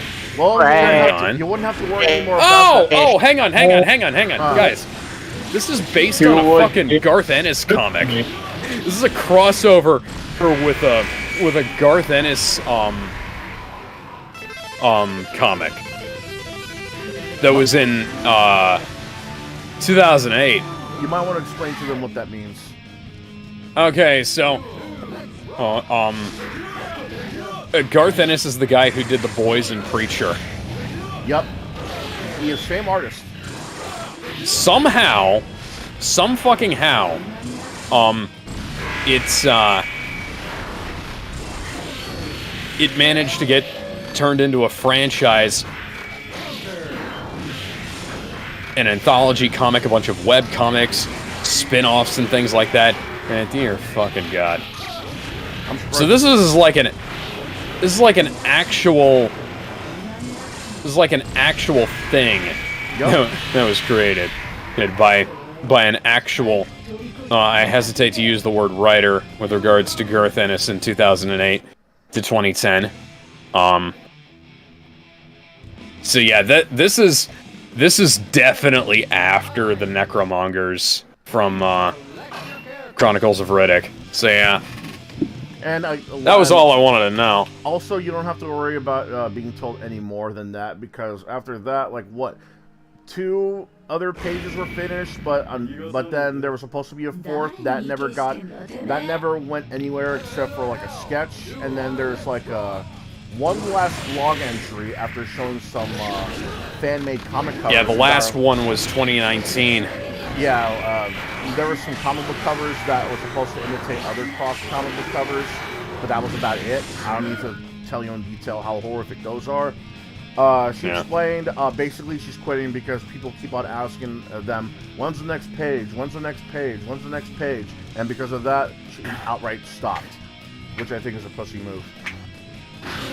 No, but think about it. It's like I'm asking Marvel, hey, when's the next issue of Iceman? When's the next issue of Iceman? When's the next issue of Iceman? Well, and that actually has a fucking schedule to meet. Right, but it's as if I were to ask them over and over, when's the next issue of Iceman, and then they say, okay, we're stopping because you guys keep on asking us, when's the next issue? You know? I just want to say, it's like when I saw the fucking cover that this person drew, my first thought was, this is the most edgelord shit I've ever seen. And then I saw, oh, it's inspired by a Garth Ennis comic. Of course it is. So I wrote a zombie story, or I've written part of a zombie story here, based on a better thing, Resident Evil, and The Last of Us. This is from like the Walking Dead school of having a massive hate-on for the characters and wanting them to suffer as much as possible. And I like having characters get run through the ringer, but I'm not like that. You know what happens during the prologue section of The Last of Us? Yeah. Gizmo, you know? Last one's 1 or 2? The Last of Us 1. Yes, I do. Yeah. Mason, you know what happens in the prologue? Sarah dies. Yeah, yeah, I sort of subverted that in my little crossover thing, and mostly just because one, I thought it was kind of a shitty thing to have, and not exactly a great inciting conflict for the story, and two, because Chris Redfield is literally that good of a sniper. Let's see.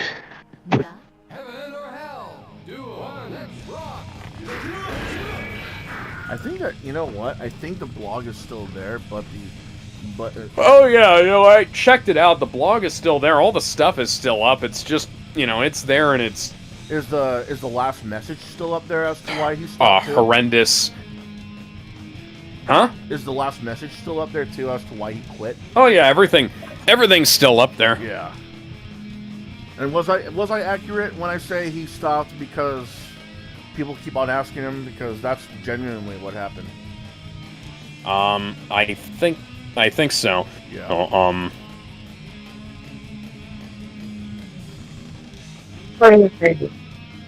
Sorry. I am not too pleased with this trouble. Because Alex, you know what I'm doing right now? Doing a lot of backtracking that's not necessary. I'm putting myself through all of this. Oh yeah, this game so damn much. Oh, hang on. Huh.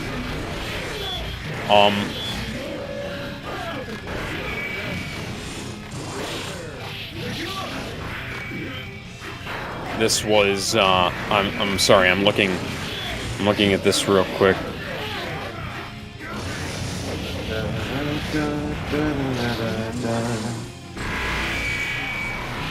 You know what's funny about Cross? I actually find it fascinating to have that kind of an illness. It's just if you go...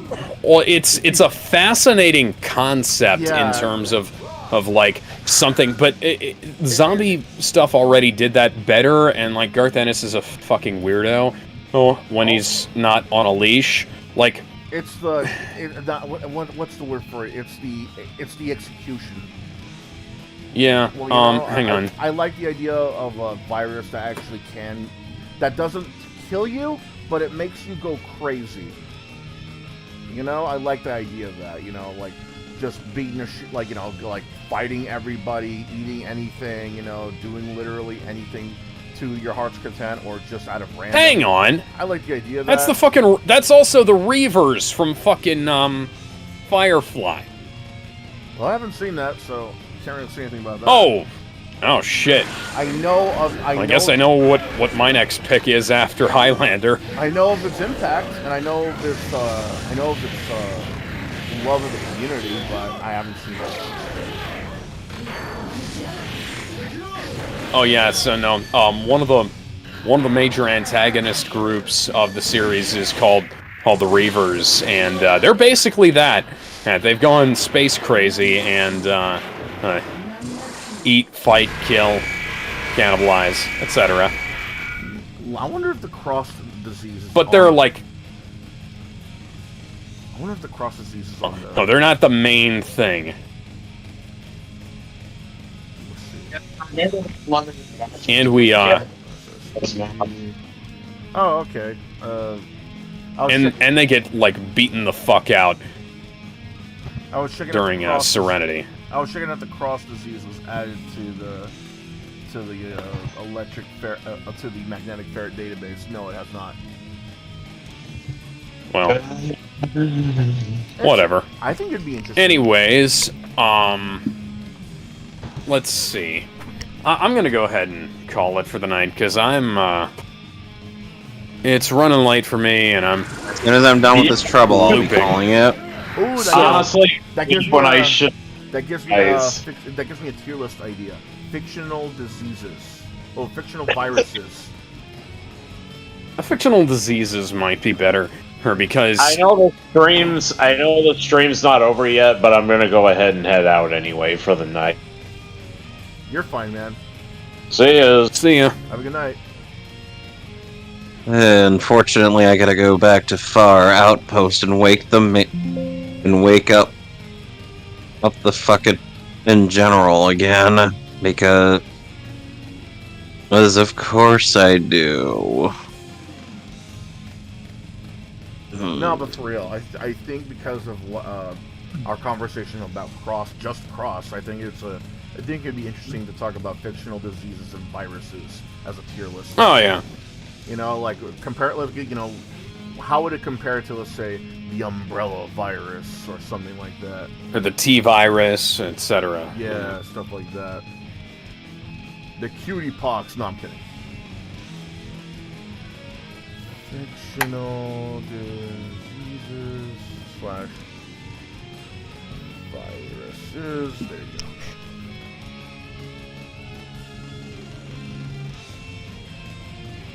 Save. There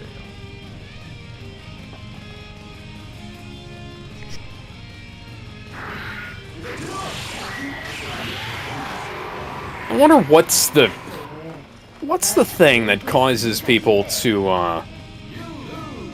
like wanna try and corrupt something that's like cute and innocent, like My Little Pony and Sonic the Hedgehog, like because it's always something like that, and they're always getting either like sexualized or turned into or disfigured or turned into some kind of crazy ass bullshit, you know? Okay, hold that thought. I got a phone call. All right.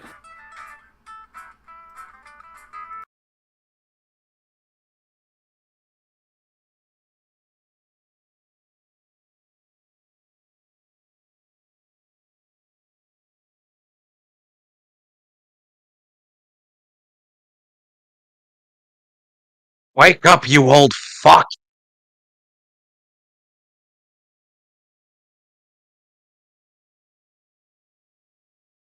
I have this package for you from Gold Bob. All you had to do was stay fucking still. But you didn't want to. You just had to go traveling again. I was half tempted to just let you stay asleep.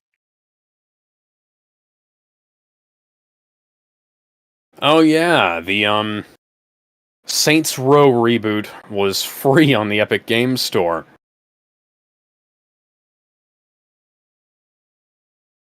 I think that's the fastest any game has gone free on any platform. Excuse me, aside from maybe the Elder Scrolls Online. Okay, now I gotta go to Gold Bob, tell him the package has been delivered.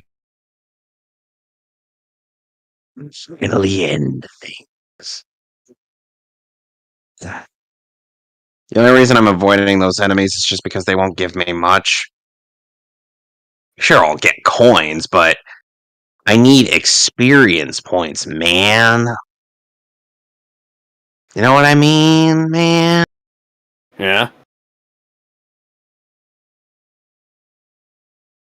Huh. Infestation 88, featuring a Mickey Mouse look-alike animatronic. Okay. There's another Mickey Mouse, this sort of dovetails off from what I was saying earlier, or why do people feel the need to try and corrupt children's media like this. Infestation 88 features it basically looks like Five Nights at Freddy's, but with Mickey Mouse.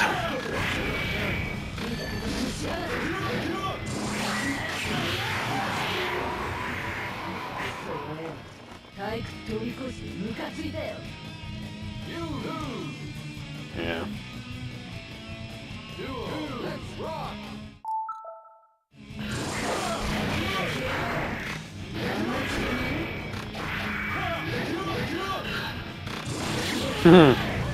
Team is on.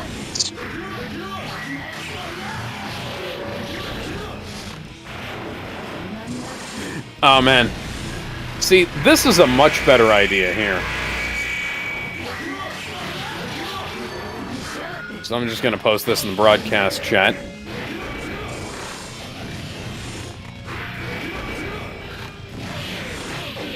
time to write my film noir buddy cop detective adventure, Cat and Mouse, featuring Felix the Cat and Mickey Mouse.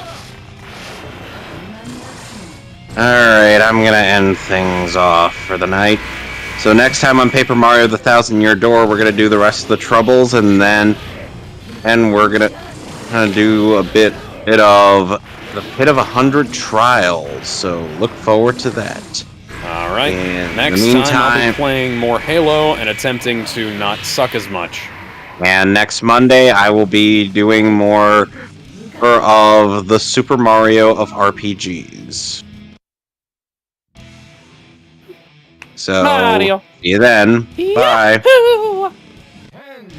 Bye, everybody. There's my mouse cursor. And I'm done. And we're done. I think the next game I'm going to tackle is, which one? No More Heroes. I don't think they'll allow you to do fuck on Twitch or YouTube. I'll fuck who I want. Oh wow, I get to choose which version of this guy.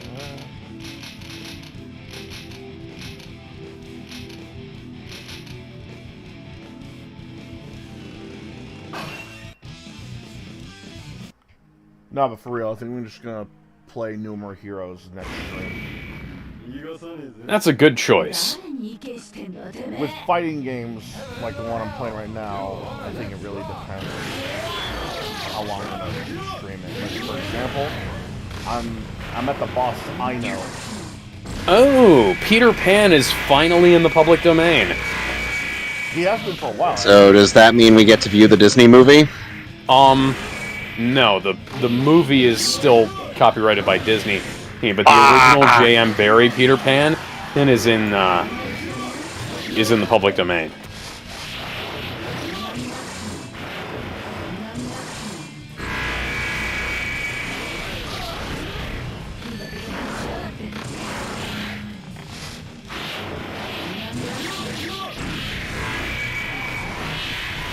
I don't want them to make a horror movie out of Peter Pan. If you want to do something with it, at least make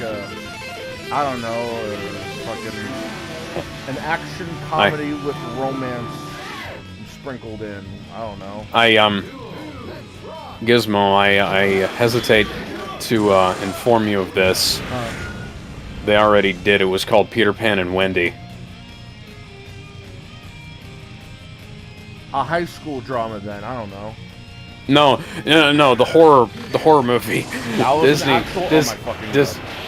Disney made it. It was called Peter Pan and Wendy. It was a joke about how shitty their movie was. Oh, you're talking about the one that just came out. Okay. Yes, that one. Is that really a horror movie? It's pretty bad. Yeah, that does scare a person. I am no boy, and you're certainly not a boy. But can you get out of my fucking face? I am no boy. I am no man. I have no testicles. Fucking who cares?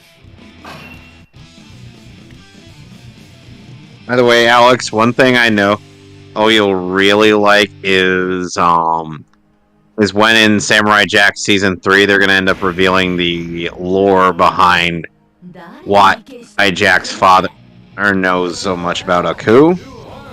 Okay. They were best friends. Cool. No, they weren't, Gizmo. They were enemies. Well, no. Yes, they were. No, they have been enemies.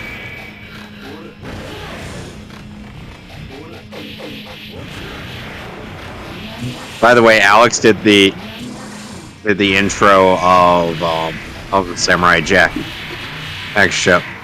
Oh, the Long Ago in a Distant Land thing. Oh yeah. Long ago in a distant land.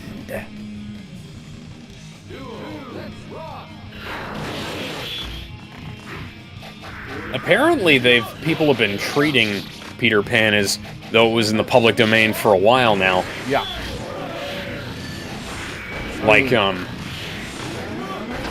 So the original play has been in the public domain for a while.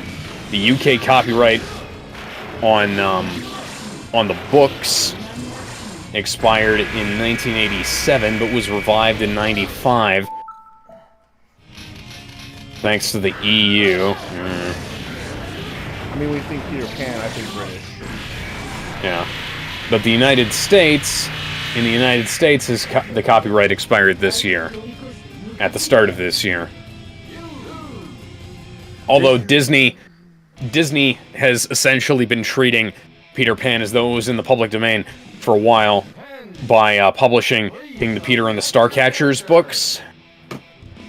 And Top Shelf Productions published the pornographic graphic novel Lost Girls. Oh, okay, that makes sense.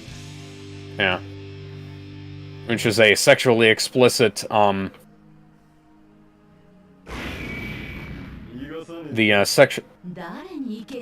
sexually explicit graphic novel featuring Wendy Darling, Dorothy Gale, Alice Fairchild.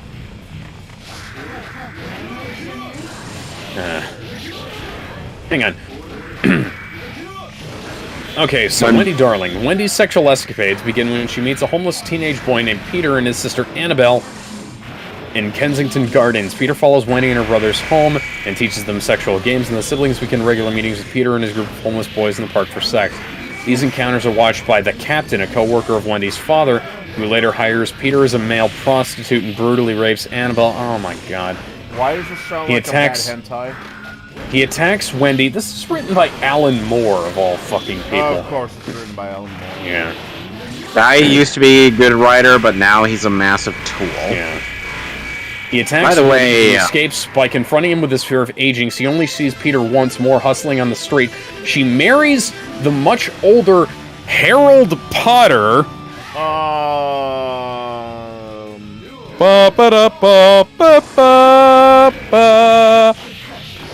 I think we can stop there. With whom she is sexually incompatible. Here's the thing that caught my attention. The pair have a platonic marriage, resulting in a son.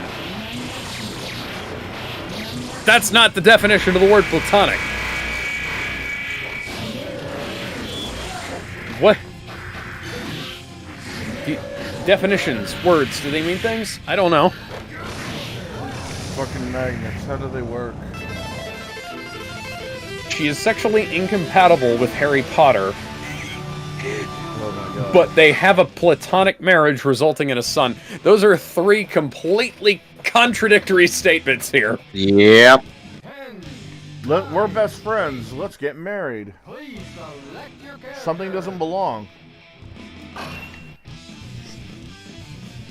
Go read Peter and the Starcatchers. It's a fucking brilliant series.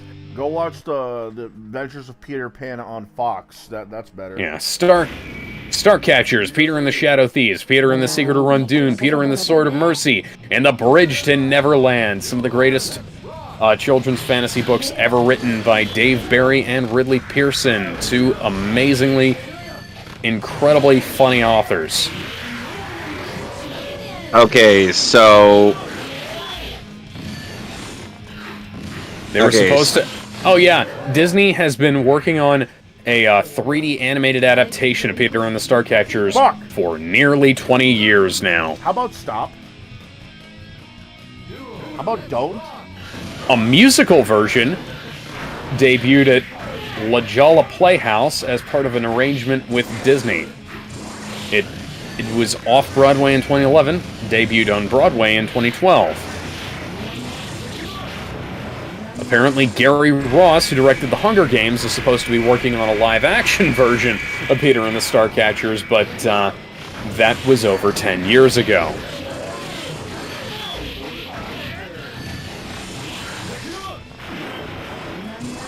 Anyways, bye everybody. Bye-bye. I'll be seeing you later, Gizmo. Yep, see ya.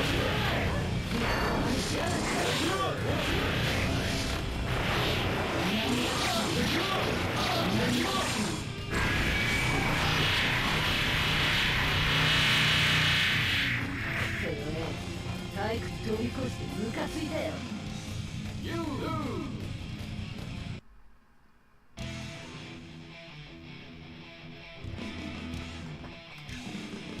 10, 9, 8. Well, I think that's my cue. Stop. 5, 4. Thanks for whoever decided to drop by and watch, even if it was just for a split second. And thanks to anyone else who decided to take a look at this after the stream was done, going live. And thanks Alex, Kevin, Mason for coming by and talking about recent events while we game.